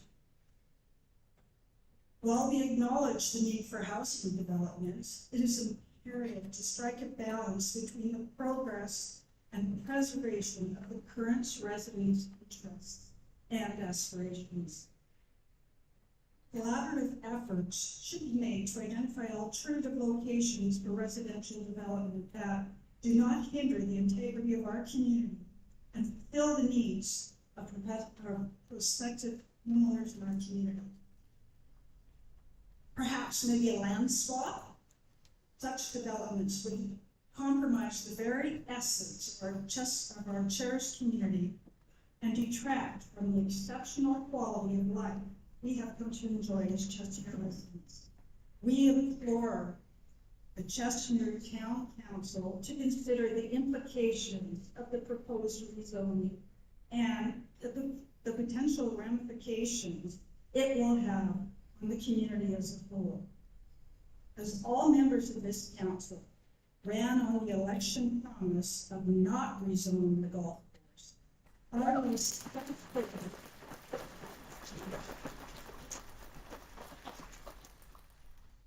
I respectfully request the Chestermere Town Council to advocate for the preservation of the Lakeside Greens Golf Course as recreational space for the benefit and enjoyment of all residents.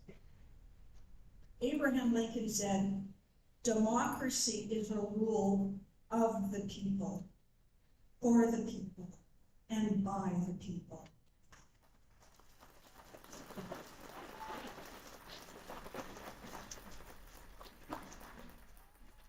The meaning of democracy is a form of government in which the rulers are elected by the people.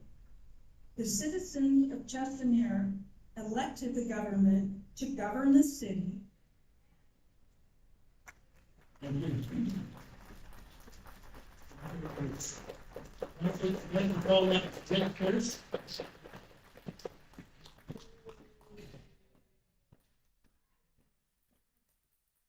evening, Council and Mayor, and all the residents that supported this throughout the last 3 years.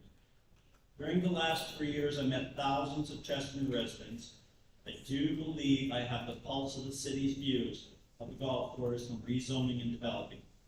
The residents have told me they want to bring an end to the idea of developing any part of this golf course immediately. Just to give you an idea of the pushback, I went out in the community this year to see if much changed. Last weekend, I walked around, talked to the people outside of the golf course, and what they told, they were shocked that this was even coming back. Also, when I was talking to them, they came up and they actually signed their pledges to not support the golf course development. 400 residents in 2.5 hours. Can't make this up. How many signatures do you give?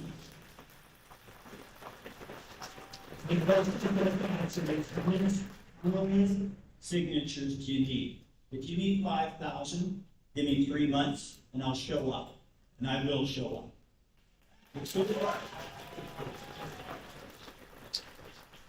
Reference to the green signs, I want to thank BYLAWS, because during the start, at the very start, 3 years ago, when Sloper Homes partnership up, we went on a campaign.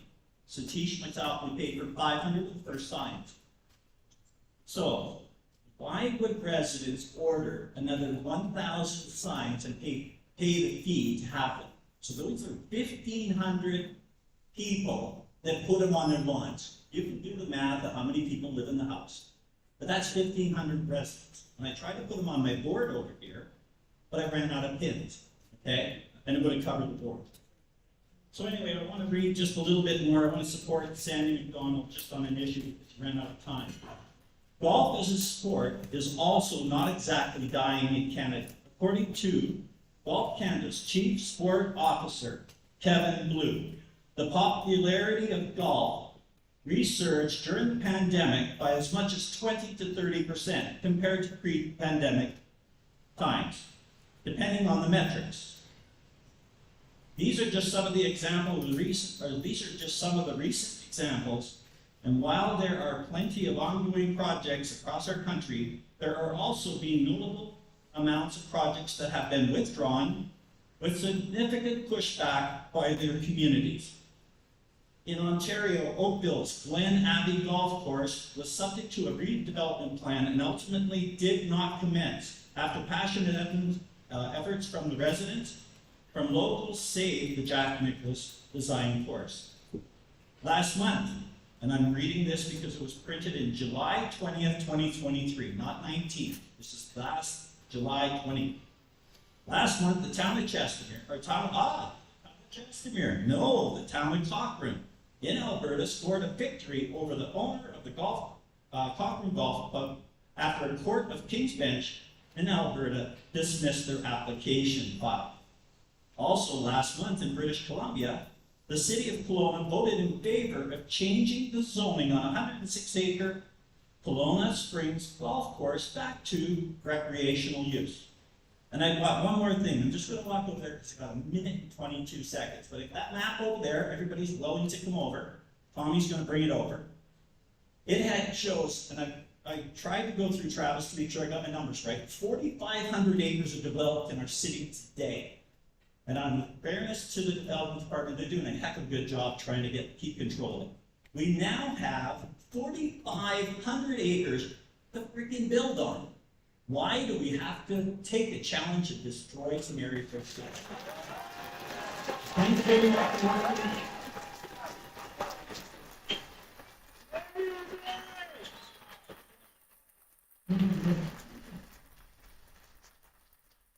Just going to check again if Lee Dunbar is in.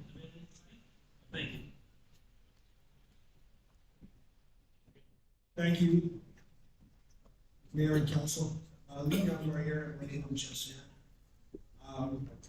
Definitely opposed to anything on golf course, anything sober. I'll start with this, I guess. I think it's absolutely incredible privilege to nominate elected officials for our city. And I'm not sure where you're based on your campaign. I was there for council when you guys had the first reading on September 12th. Mayor, you had said respectfully you wanted to see the community, you wanted to hear from them. I think it's quite clear right from the get-go. There's especially one or two people here that are in support of this. Everybody else is against it. I'm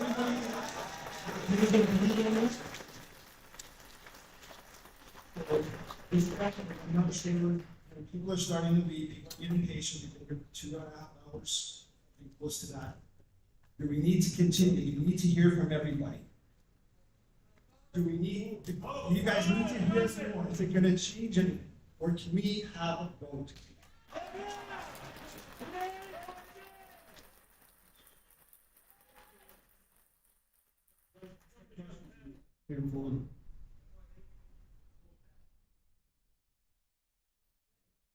Council can decide to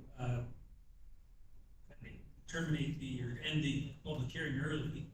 But again, I want to respect the fact that there's residents that have asked to speak. And I agree with you. Respect their time.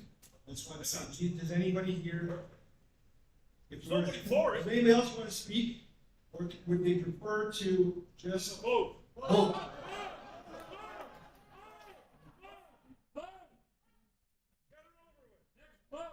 I think that answers their question. Thank you for your time. There you go.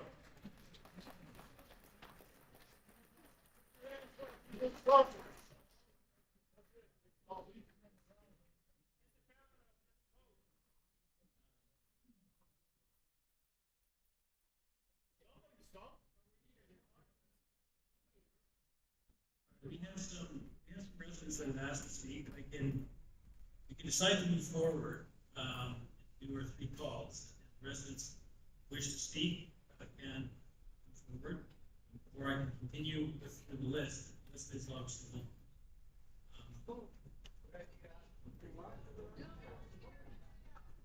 we do, unfortunately, there is a process, and we follow this process for a significant reason that we do end up in court. We want to make sure that the registrations of our residents are recorded. We want to make sure we don't subvert that process. And we do have.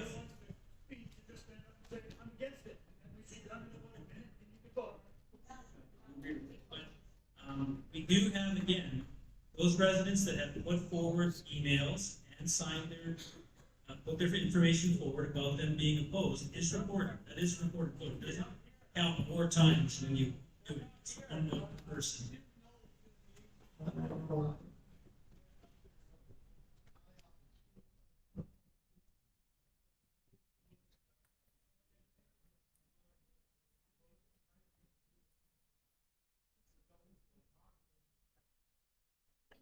Exactly. So what I'd like to do is that, again, if people have put forward their emails in opposition, we've got that recorded. If you put your name on the list that was provided here today, we've got that recorded. And that'll be provided tonight with those numbers.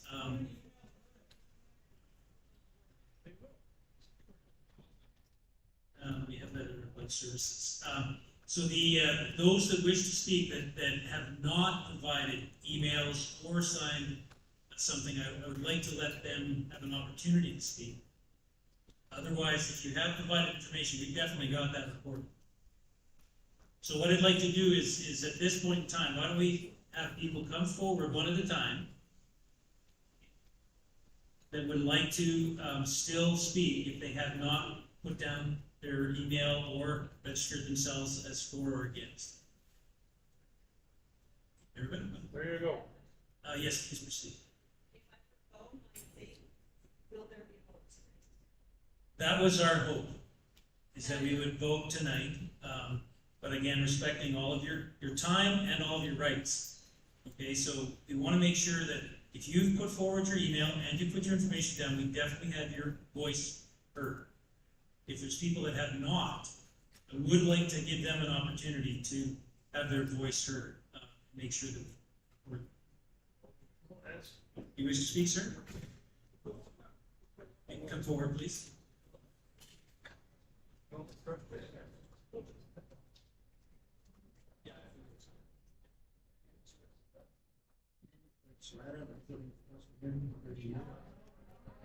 My name is Rick Serrata, resident of Chestermere for over 30 years, former chair of numerous committees and task groups of the National Building Code of Canada, and former chair of the Chestermere Development Appeal Group.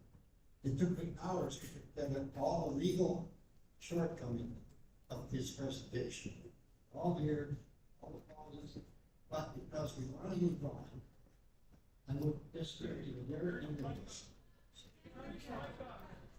I will jump to the very end of this.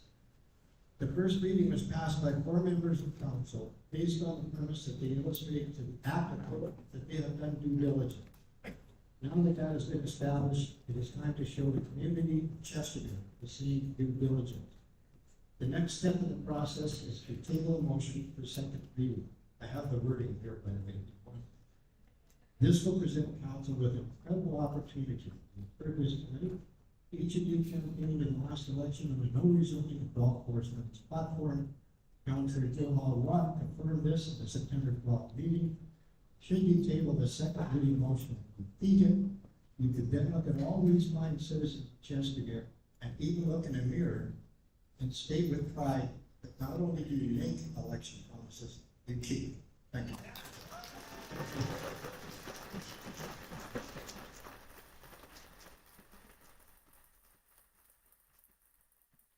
I just wanted to confirm, do we have your name? I'm on the list. Okay, good. My name is Cheryl Fawcett, and I've been a resident of Chestermere and on the golf course for 30 years. And I will forego my 5 minutes to let you know that I would prefer that we go on to a vote. And I would encourage everyone. Yes, sir. Yeah. Anybody else that wishes to come forward? Please proceed. Hello everybody, my name is Satish Lal and I've been from day one against the development of the golf course. From day one, the residents of Chestermere have been very clear about their position on this, and at the time, 2 years ago, 3 years ago now, every council member sitting over there was quite clear, and they promised their residents that they will be against the development. So keep your promises and keep Chestermere together. Thank you.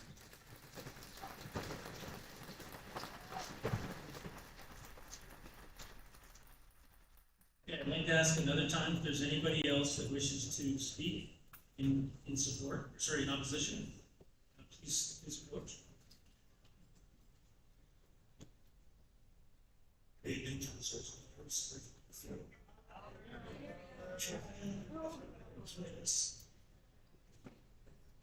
My name is Braun.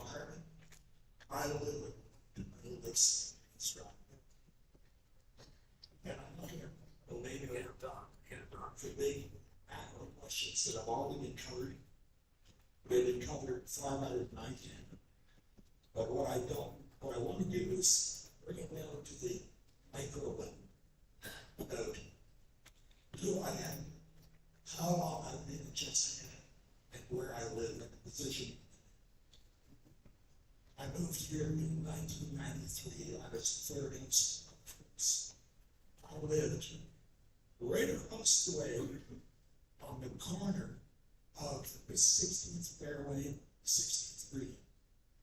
When I moved here, I paid a premium for that lot because I had an unobstructed 270-degree view of nothing but green. And I want to ask councilors whether you would be in a position to agree on a development of 30 residences right in your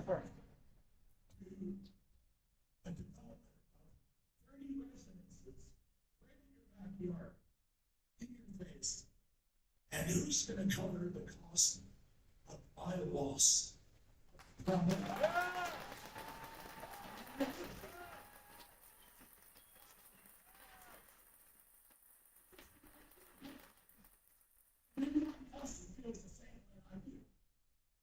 And it's just not fair. Everything for the golf course and the developer, and nothing for the residents. You want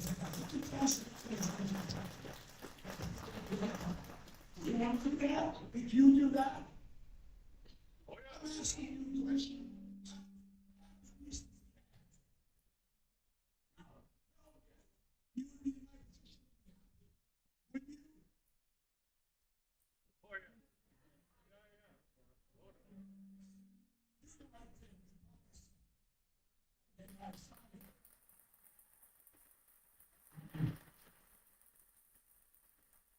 Yes, again, if there's anyone who again has to put in their emails and whatnot, if they would like to approach to speak. And if you could, if you've registered, it's okay. If you haven't, I just need to get your name and your address. My name is Braun, and sorry. Lakeside means court. What my glasses? Well, the proposed development is a lucrative proposition for the developer and for the Lakeside Means Golf Course, and for the city of Chestermere receiving extra tax dollars and permitting money. I wonder if consideration has been given to the following. 1. The demographics of the area. Whom do you envision occupying the apartment buildings?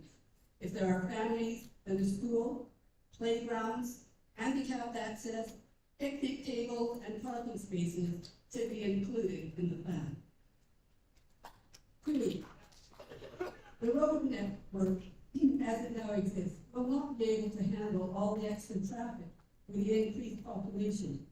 Widening Merganser will entail moving all the street lights and upsetting the people who will have the road right beside their houses with traffic zipping by.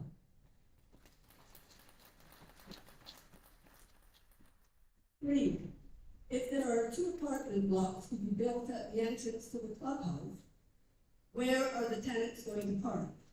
And more importantly, where will the golf course park? That parking lot gets quite full when the weather is nice and folks are golfing. The amount of traffic going into the clubhouse area will be horrendous. 4. The apartment blocks destined to be built in parcel 1 are too close to the gas station. A big fire would endanger the residents, and there may be further risk of an explosion. 5. Houses to be built in parcel 3 will add increased traffic and entering West Chestermere Drive. Have you allowed for widened roads and traffic lights? 6. Will the infrastructure of sewers, water, gas, and electricity be adequate? 7. Are there adequate numbers of medical personnel who are willing to take on new patients? I know several people now who cannot find a personal doctor.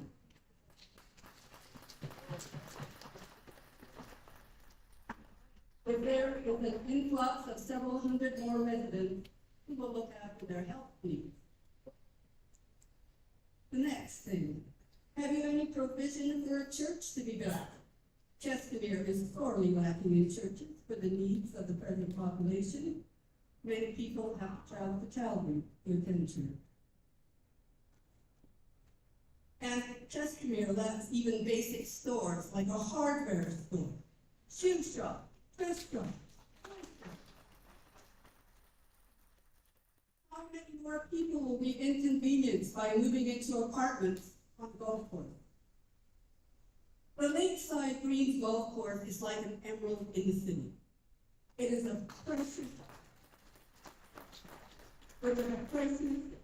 space of parkland that meets the needs of many for recreation. It is beautiful. Please do not start to build apartment blocks and move more houses and gradually erode all of this valuable asset to Chestermere. If you want to do something for Lakeside Greens Golf Course, put in tennis courts, playgrounds for the children. The kids are playing on the street. There's no playground anywhere on Lakeside Greens. Benches for older people to sit and rest and converse, and bike paths and skateboard parks. Parkland is so precious. Once it is gone, it is never replaced.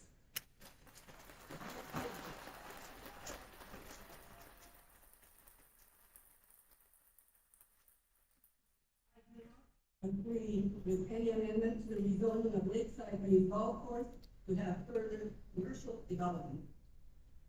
Let's keep it parkland.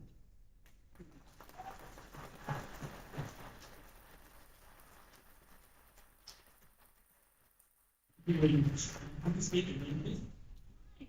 Dina Capicilla. Actually, I'm going to turn to you folks, because you're the ones who actually make the decisions and hire the folks in front. Yeah, they work for you. I know they make decisions without your consent a lot, but they do work for you. You wouldn't know it from them. I had a meeting this morning with Calgary Golf Courses. I represent 3,500 civic employees. The golf courses in Calgary had 500,000 rounds this year, based on an increase of over 20% in their programming and in their programming specifically for youth. Golf courses are integral to communities. They're integral to the recreation, they're integral to the green spaces. Now, it's weird for me, representing those many folks, and coming out here, I represent the workers at Chestermere as well, coming out here and seeing the number of upset people in this room, trying to get the folks that work for them to listen to them.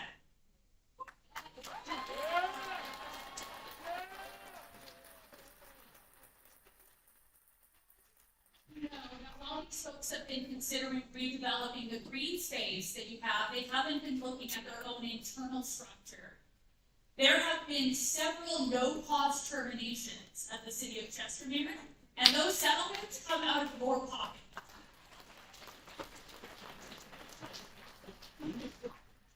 The city of cut my mic, all right. The city of Chestermere decided to commit several unfair labor practices and hired Tom Ross, who bills out at $900 an hour because they can't make sure that their CIOs follow provincial laws.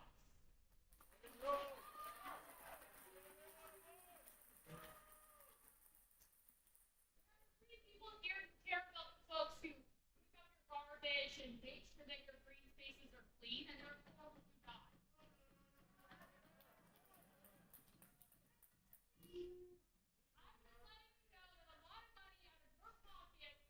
Going into lawyers in Calgary and to folks who have been terminated without cause. Public hearing.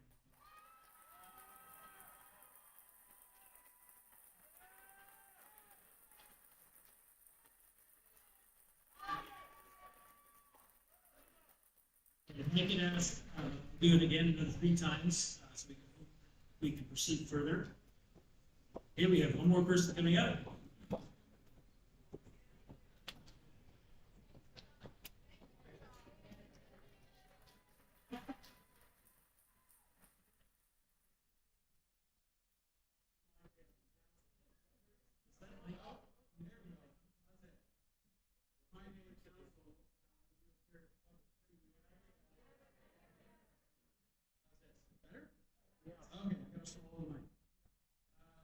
in my day, when I was on council, we were actually asked to give our name, address, and whether or not you were in favor or against the public hearing. So, we've had a bit of a reminder of what the procedure is tonight. I'm sorry, it's just not sure. So, let's get started. What's your address, Christopher Steves? Christopher Steves. My address is 240 Springmere Place. I've been a resident of Chestermere since 1994, and I spent 10 years in the chairs that you are in right now. Thank you. The one thing that I think that's important for you to remember, and I've got several to go through, but the first thing I want you to be aware of, on my second term, the golf course came to us and asked for the same thing they're asking for you at Trinity. When they were given those 5 homes, that was supposed to resolve those issues. Here they are, a little more than a decade later, back here with their hat in their hand, asking you to do the same thing for them. Okay? So now they're only going to take 5% of the golf course. So in 5 years' time, what's it going to be? 10%? Okay? The whole thing? Yeah. 10 years down the road, maybe it's the whole thing. Because they're just going to wait long enough for things to change in those chairs so that no one remembers and come back again. Okay?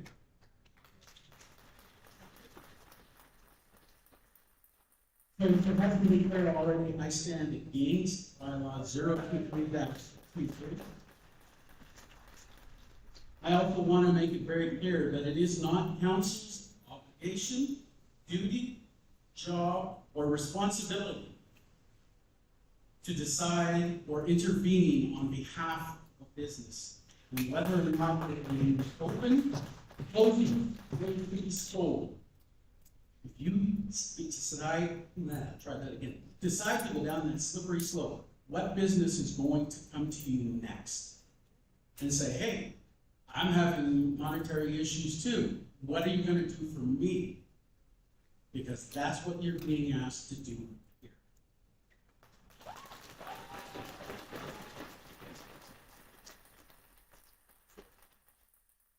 Special recreation lands are lost when they're removed or rezoned.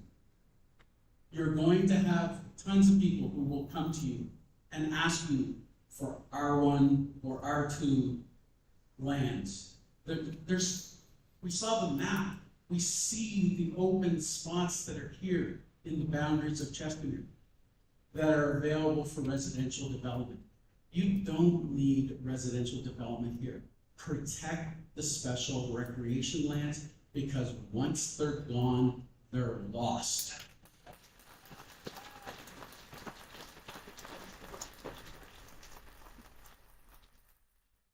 I have a few questions for you, and I want you to take time to think about it and maybe ask that of the applicant. I've spent a number of years in small business development. I've worked closely with businesses that were struggling and were looking to turn things around, or they were looking to open their business. The one common thing that every one of those businesses needed was a business plan. Tonight, there was no mention of a business plan. The plan is, let's build some houses, take that money, and we'll see where it takes us. That's the plan. There is no business plan. So you actually back them and ask them, where is the business plan? Because if this is going to fix everything for the future, it should be in the business plan. I also am curious as to who reviewed the economic assessment that was provided to you. Was there anyone that independently reviewed that?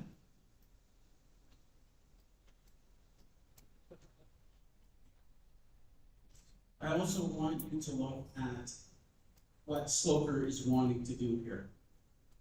And you have an opportunity to review that. Sloper built the development that is behind Safeway right now. And there's minutes, tons of minutes of their application that went before the development committee. How many times?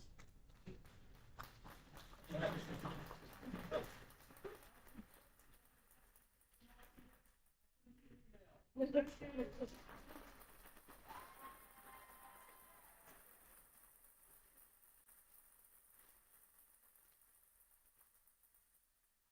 again, if we have residents that have put information to us already, those count. But if there are people that they have not and want to put their message forward, I'd like to ask 3 times if they'd like to step up, speak. Please proceed. Give me your name and address, please.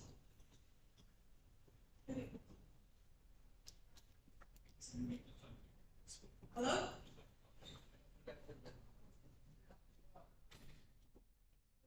My concern is, I live at Acton Bylaw, Lakeside Green Space. I'm a more recent Chestermere resident. I actually moved here from Calgary. I came back and forth to Chestermere.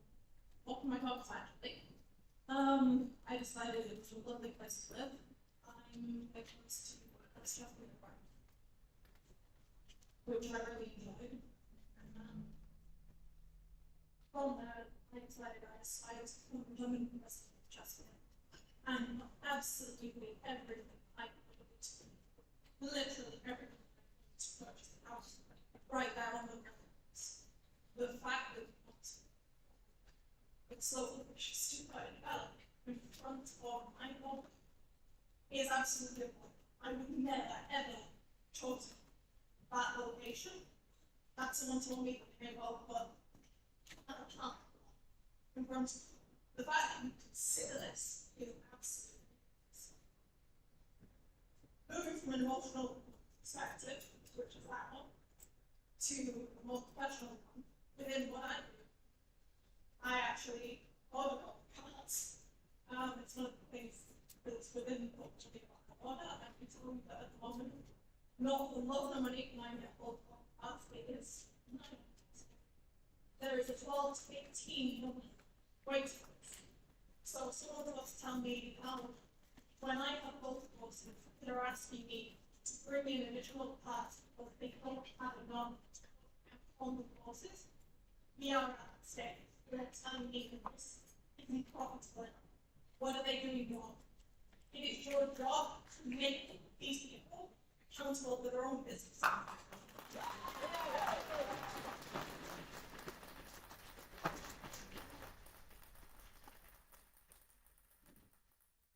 I'd like to ask again 3 times if there's anyone else who wishes to present tonight. Please proceed. I'd like to get your first name and your address, please.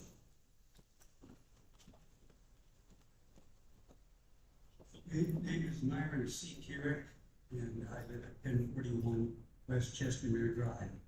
I've been here since November of 1992. Okay, we moved here when there was 900 people in this town. Okay, and we were the second house built across west of West Chestermere Drive and south of Morgan. Okay, so we've been here a little while, but I'm going to have to take a bit of responsibility for the problems you're having here, because it appears that the people who want to purchase this golf course don't understand that back in the day when Mr. Mayor Mickelson was our mayor, and he decided that after we had many meetings in council to get a long overdue annexation, which we have now in place. It's on the west side, the north side, and the south side, and all around town, on the city, I guess now. And we don't have to worry about any more annexation for quite a while. And that means that we do not need any development in the center of this city, as it is the second crown jewel that we have here beside the lake.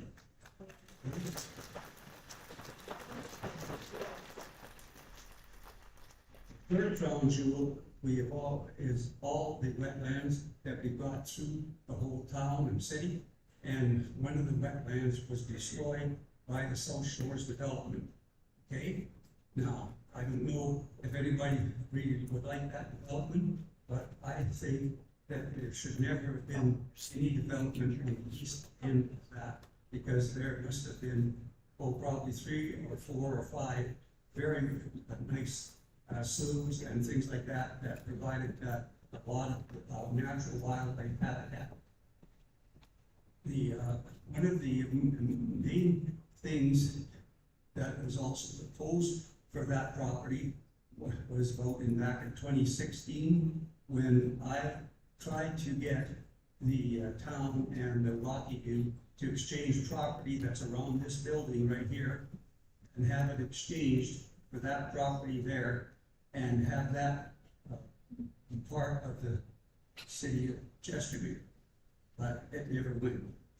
They could have developed this property around this building, and they could have been on their way, and we would have had about 70-some acres of nice property down there to build all kinds of recreational property, and then have also a main access to the lake from that South Shores area.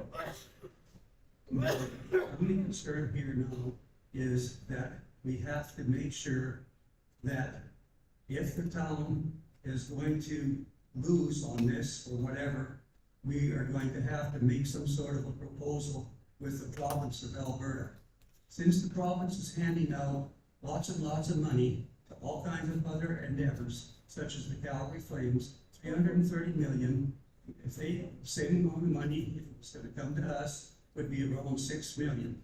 I don't know what the cost is to purchase that golf course, but that $6 million, and anything we put in the pot could go a long way to purchasing that property, and we would have it forever in this city. Thank you very much.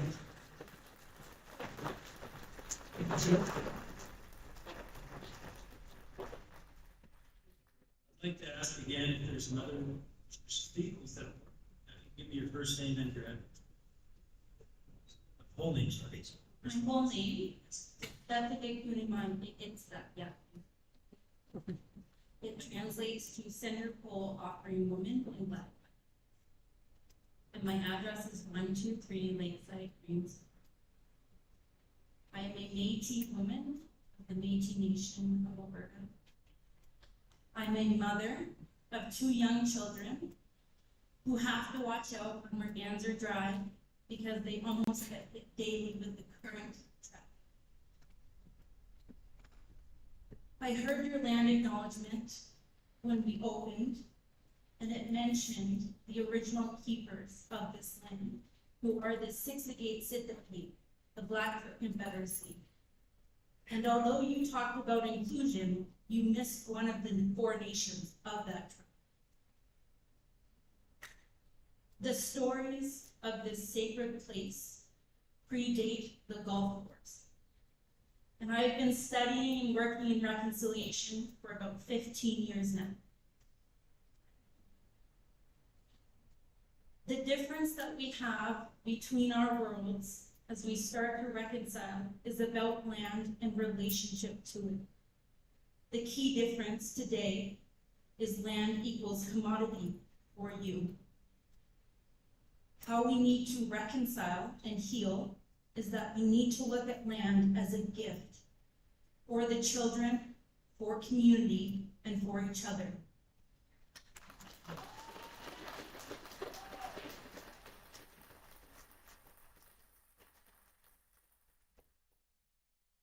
I moved here from a urban area in Calgary, which is named as Mohkinstsis. And what I don't see here are the First Nations people represented. And I don't represent them either, but I know that they have not been invited to this conversation. The due diligence is not made, and we have forgotten our ways. I encourage you to rethink the way that you vote from now on, because my children need to see something different. And my children need to be involved in community. We are losing land, and I know what it is like to feel and be part of a community-led organization, talk, purpose. I hope you would consider what you had in your head before you came. Please change your mind and think about land as place for everyone, not just on the bill.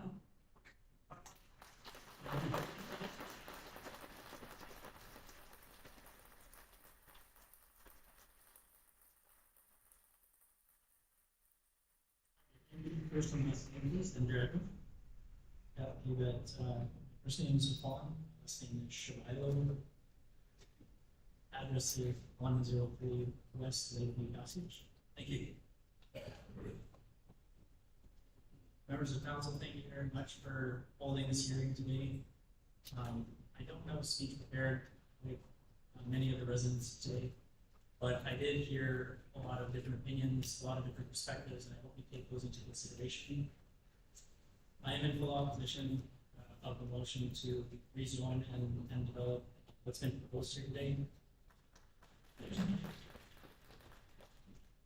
I've been a local resident of Chestermere now for 103 days.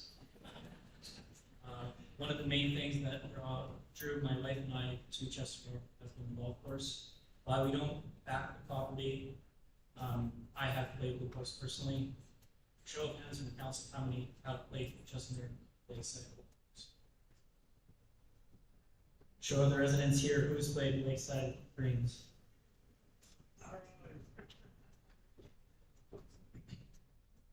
We've heard about different walks of life here today. We've heard about why people want to move here for retiring on golf course. I'm here to talk about why I moved from Calgary downtown in suburbia, or in the central core, to come into a community like Chestermere and raise a family. I'm an engineer by trade. My wife is a teacher. She is a high school teacher. We've talked about class sizes being a factor. She teaches high school. Her current class size are the biggest class sizes for the kids. That's growing every day. I want you to take that into consideration as well. I'm happy to hear that we have different perspectives on golf professionals, people who have worked in the industry as well. I myself will assure you, if that 16th hole gets shortened, you rest assured I will be pulling driver.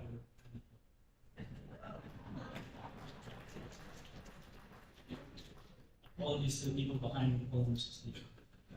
I strongly believe it is the responsibility of Lakeside's ownership to sharpen their pencils, roll up their sleeves, and revisit the drawing board.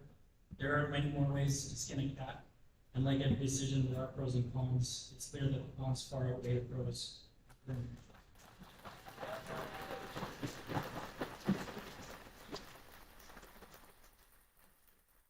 Okay, it's 8:38. Do we have any other residents that wish to speak right now? We want to move forward. Please come forward. Have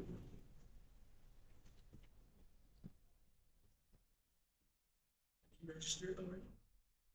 Can I get your full name, please, and your address? My name is Maria Almonte, and I live at 104 Lakeview.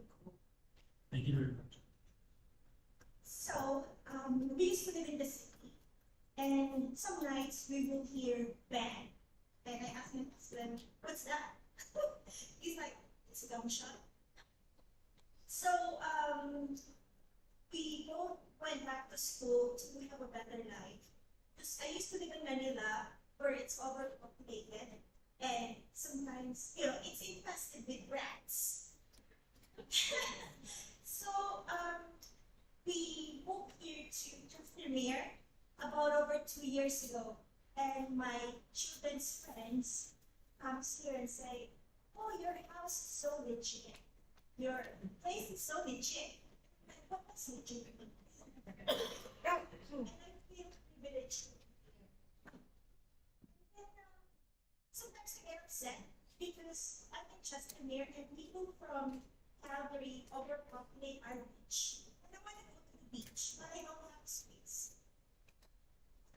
But I get even sadder when they said that they're going to pick up the golf course and put houses in it. I work in healthcare. I'm a registered nurse. And in the city, there's more people, older citizens that have dementia, that have depression, because they don't have enough space. And when they get to the nursing homes, they even get more depressed because they don't have green space. And I saw this woman earlier today walking in the garden by the golf course, and she's so happy. She's old and she's walking old, but she's happy and she's got like her shades on. And she goes there very often. If you would develop that green space into a building, I hope there will be also even younger people who will get this. And there's going to be overpopulation, therefore there's going to be epidemic more than COVID-19 because we're all populated in that small area.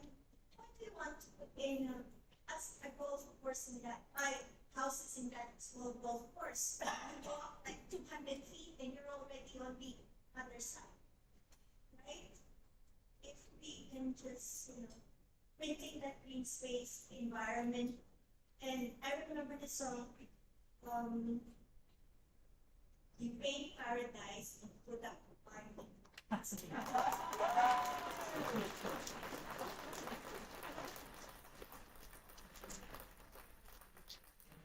Okay. So again, if there's anyone else who wishes to speak, please step forward. Otherwise, we'll move on to the next. The last 3 times. Okay. Again, I'll ask a second time if there's anyone who wishes to speak. Please step forward. And I'll ask the 3rd and final time if there's anyone who wishes to speak in opposition to bylaw tonight. Please step forward. Okay, thank you. We'll move on to the next steps of the public hearing.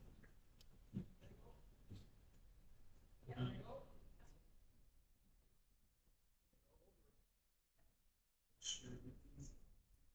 What's the other point? Can you state your name and Brody Black, 265 Lakeside.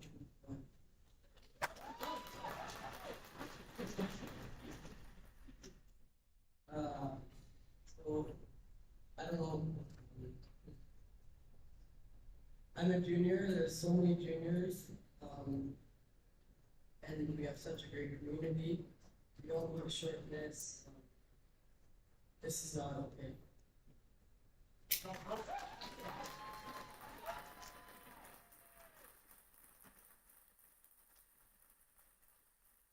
I ask again if there's any, last 3 times, if there's anyone who wishes to speak in opposition, please step forward. I'll ask a second time, if there's anyone in opposition who wishes to speak, please step forward. I'll ask a final 3rd time, if there's anyone who wishes to speak. Please step forward. Okay, moving on. All right, the next step of our process is, are there any questions or clarification to any of the people that have spoke in favor or spoke in opposition? So are there any questions from council? Councilor Trump? For Mr. Steve. Yes, speaking for me. Question for Mrs. Steves. Councilor Trump, go ahead. You mentioned that we wouldn't be here if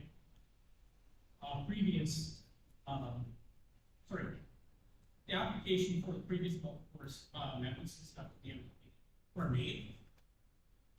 It was mentioned that there was supposed to be a caveat on the land. Why wasn't that followed? I don't know. I was on council. That was an administrative issue. I believe, ask the owner, because he's here, he agreed to it. Now, he has to agree to have that put on his land. So, and he made that promise again tonight. My understanding is that the original agreement that was for the caveat was not agreed to in whole. So, that's why we're here. Okay. He agreed to it in council, and it was begun. It's the way I remember it, and I can't speak to it because I don't file caveat. Administration files the caveat.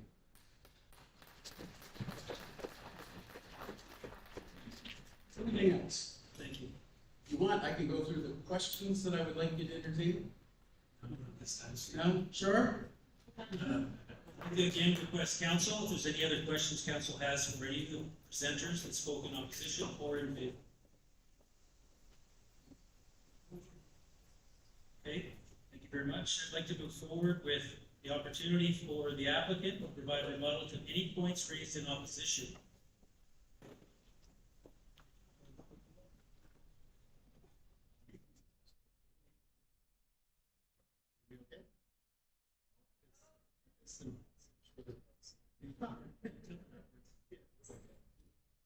Be close.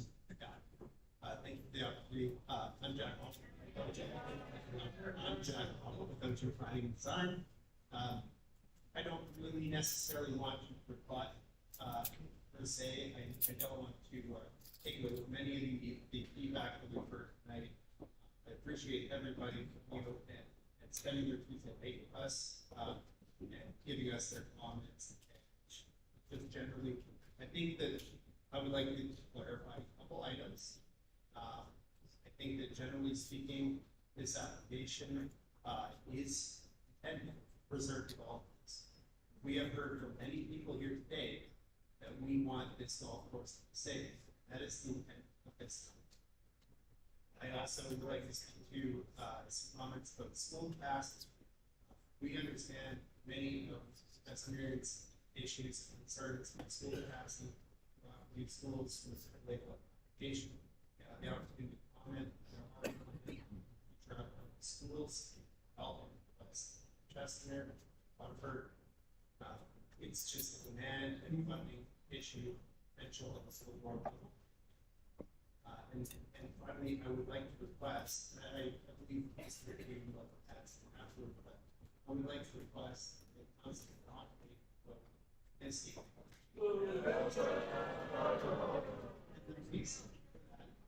This is a planning item that's before council. This is a planning application.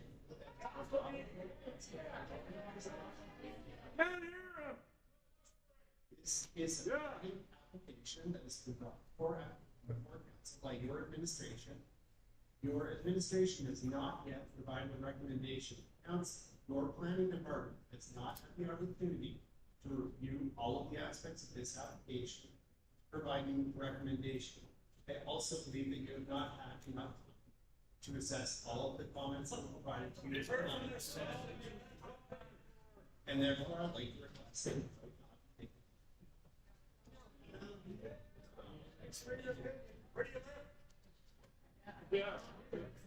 I've lived in Chester since 1991, and I'm 19. Ooh, yeah, I feel like very bad at the beginning show.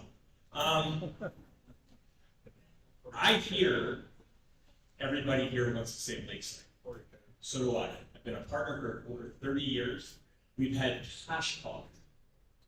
We've had where we have to build infrastructure. We put money into the golf course. We put as much money as we can into the golf course.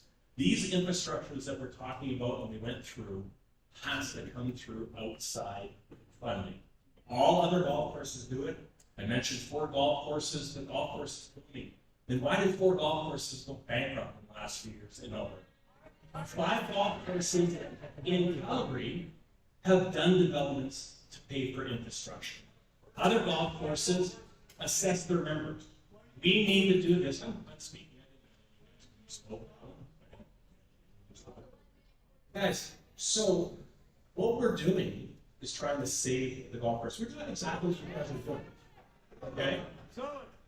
I've been here for a long time. I watched Jared a lot grow up on the golf course. I want to see Griffin grow up on the golf course. So Black's played here. Brody did a great little speech. Good job, kid. I want to see your kids play golf here. I've been here a long time. I've lived in Chester a long time. I'm going to keep owning the golf course for a long, long time. Great offers, Jared. Thank you for the $2 million offer. Not accepted. Guys, you don't need to sit books. It's a private company. Okay?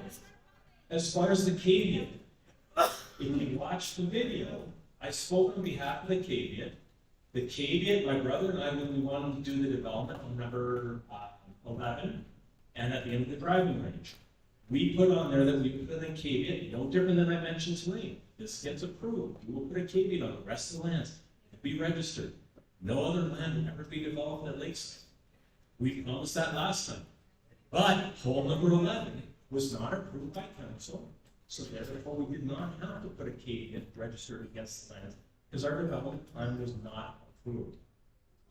Okay? So there's 1,800 people, I believe, voted against this or put in their opposition against it. There's 26,000 people that live in Lakeside. Well, I'd like to see our presentations amazing job. They're going door to door.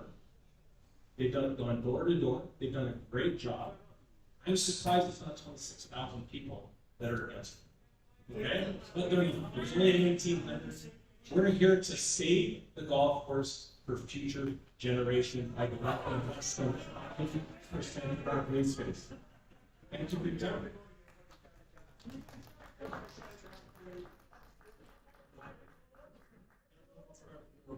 But do you have any questions of this before we go? Just a moment.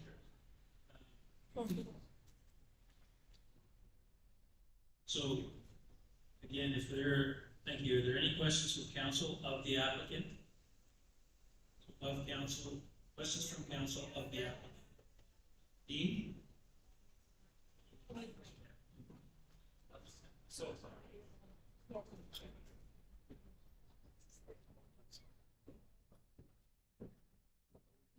I'm probably breaking like 604 balls coming down here to this, but the question I had for you was, you said there's no alternative models. I looked at and considered that this is kind of getting report. I'm just wondering, and I don't know this off the top of my head, research, so I do apologize that this question is coming from a little bit of a place I would research it a little bit further, but I'm wondering if, as a for-profit organization, have you ever considered walking alongside working with a not-for-profit organization who then would make you eligible for provincial and federal grants to help you some of this development that you're looking at?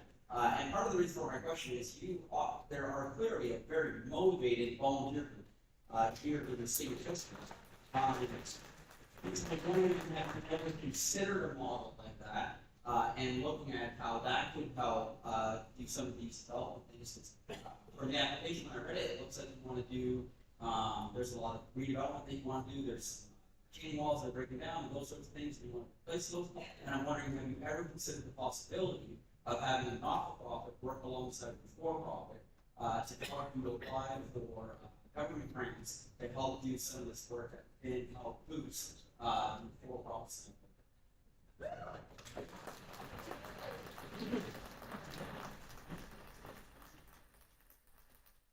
No, we have not. We have a question from Councilor Foat.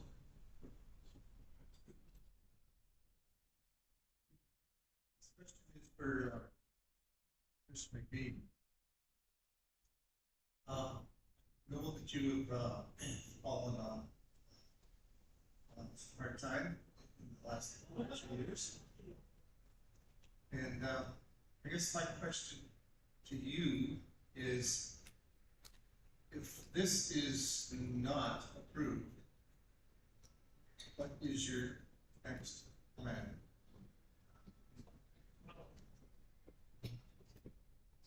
Well, we'll wait for the decision and we'll decide on what to do in the future.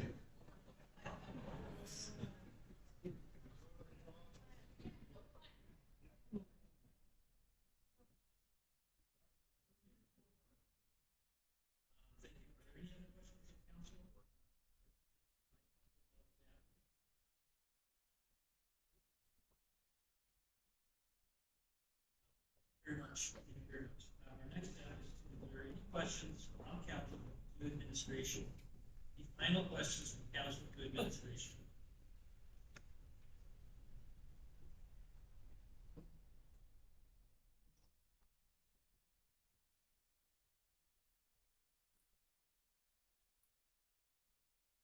I want to remind residents that there is a process that we follow during this process.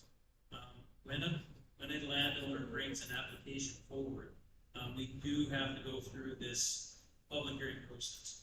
And as whether the application succeeds or it's defeated, landowners have a right to continue to do so. until there is resolution to a situation.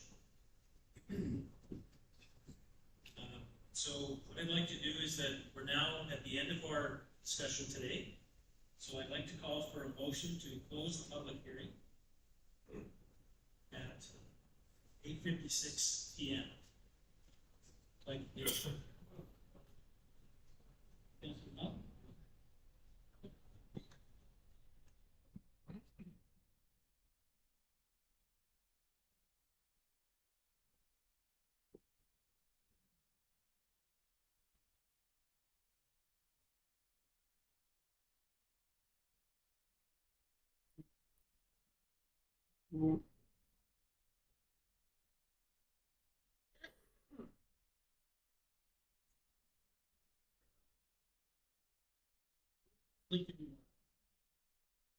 to close bylaw 023-23, Lakeside Golf Course MVP amendment. Public hearing. Sorry, public hearing. Okay, are there any comments or questions in relation to the motion? All in favor? Carried, thank you. Okay, so what I'd like to do now is take a 10-minute recess. And just confirm what we can do as to the next steps. Thank you. Stay here.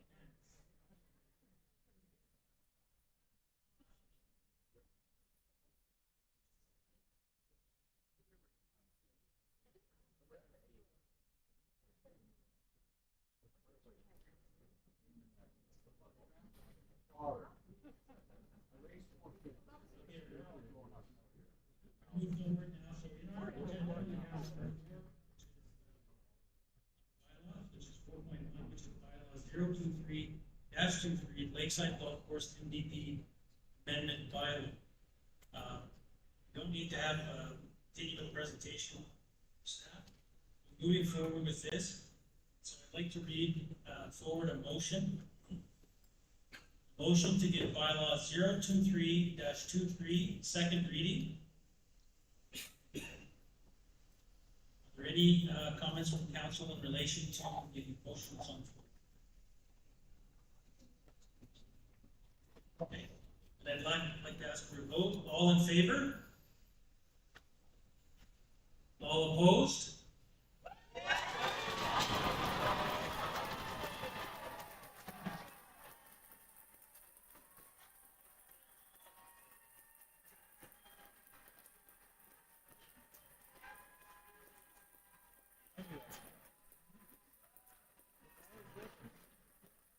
Thank you, everyone.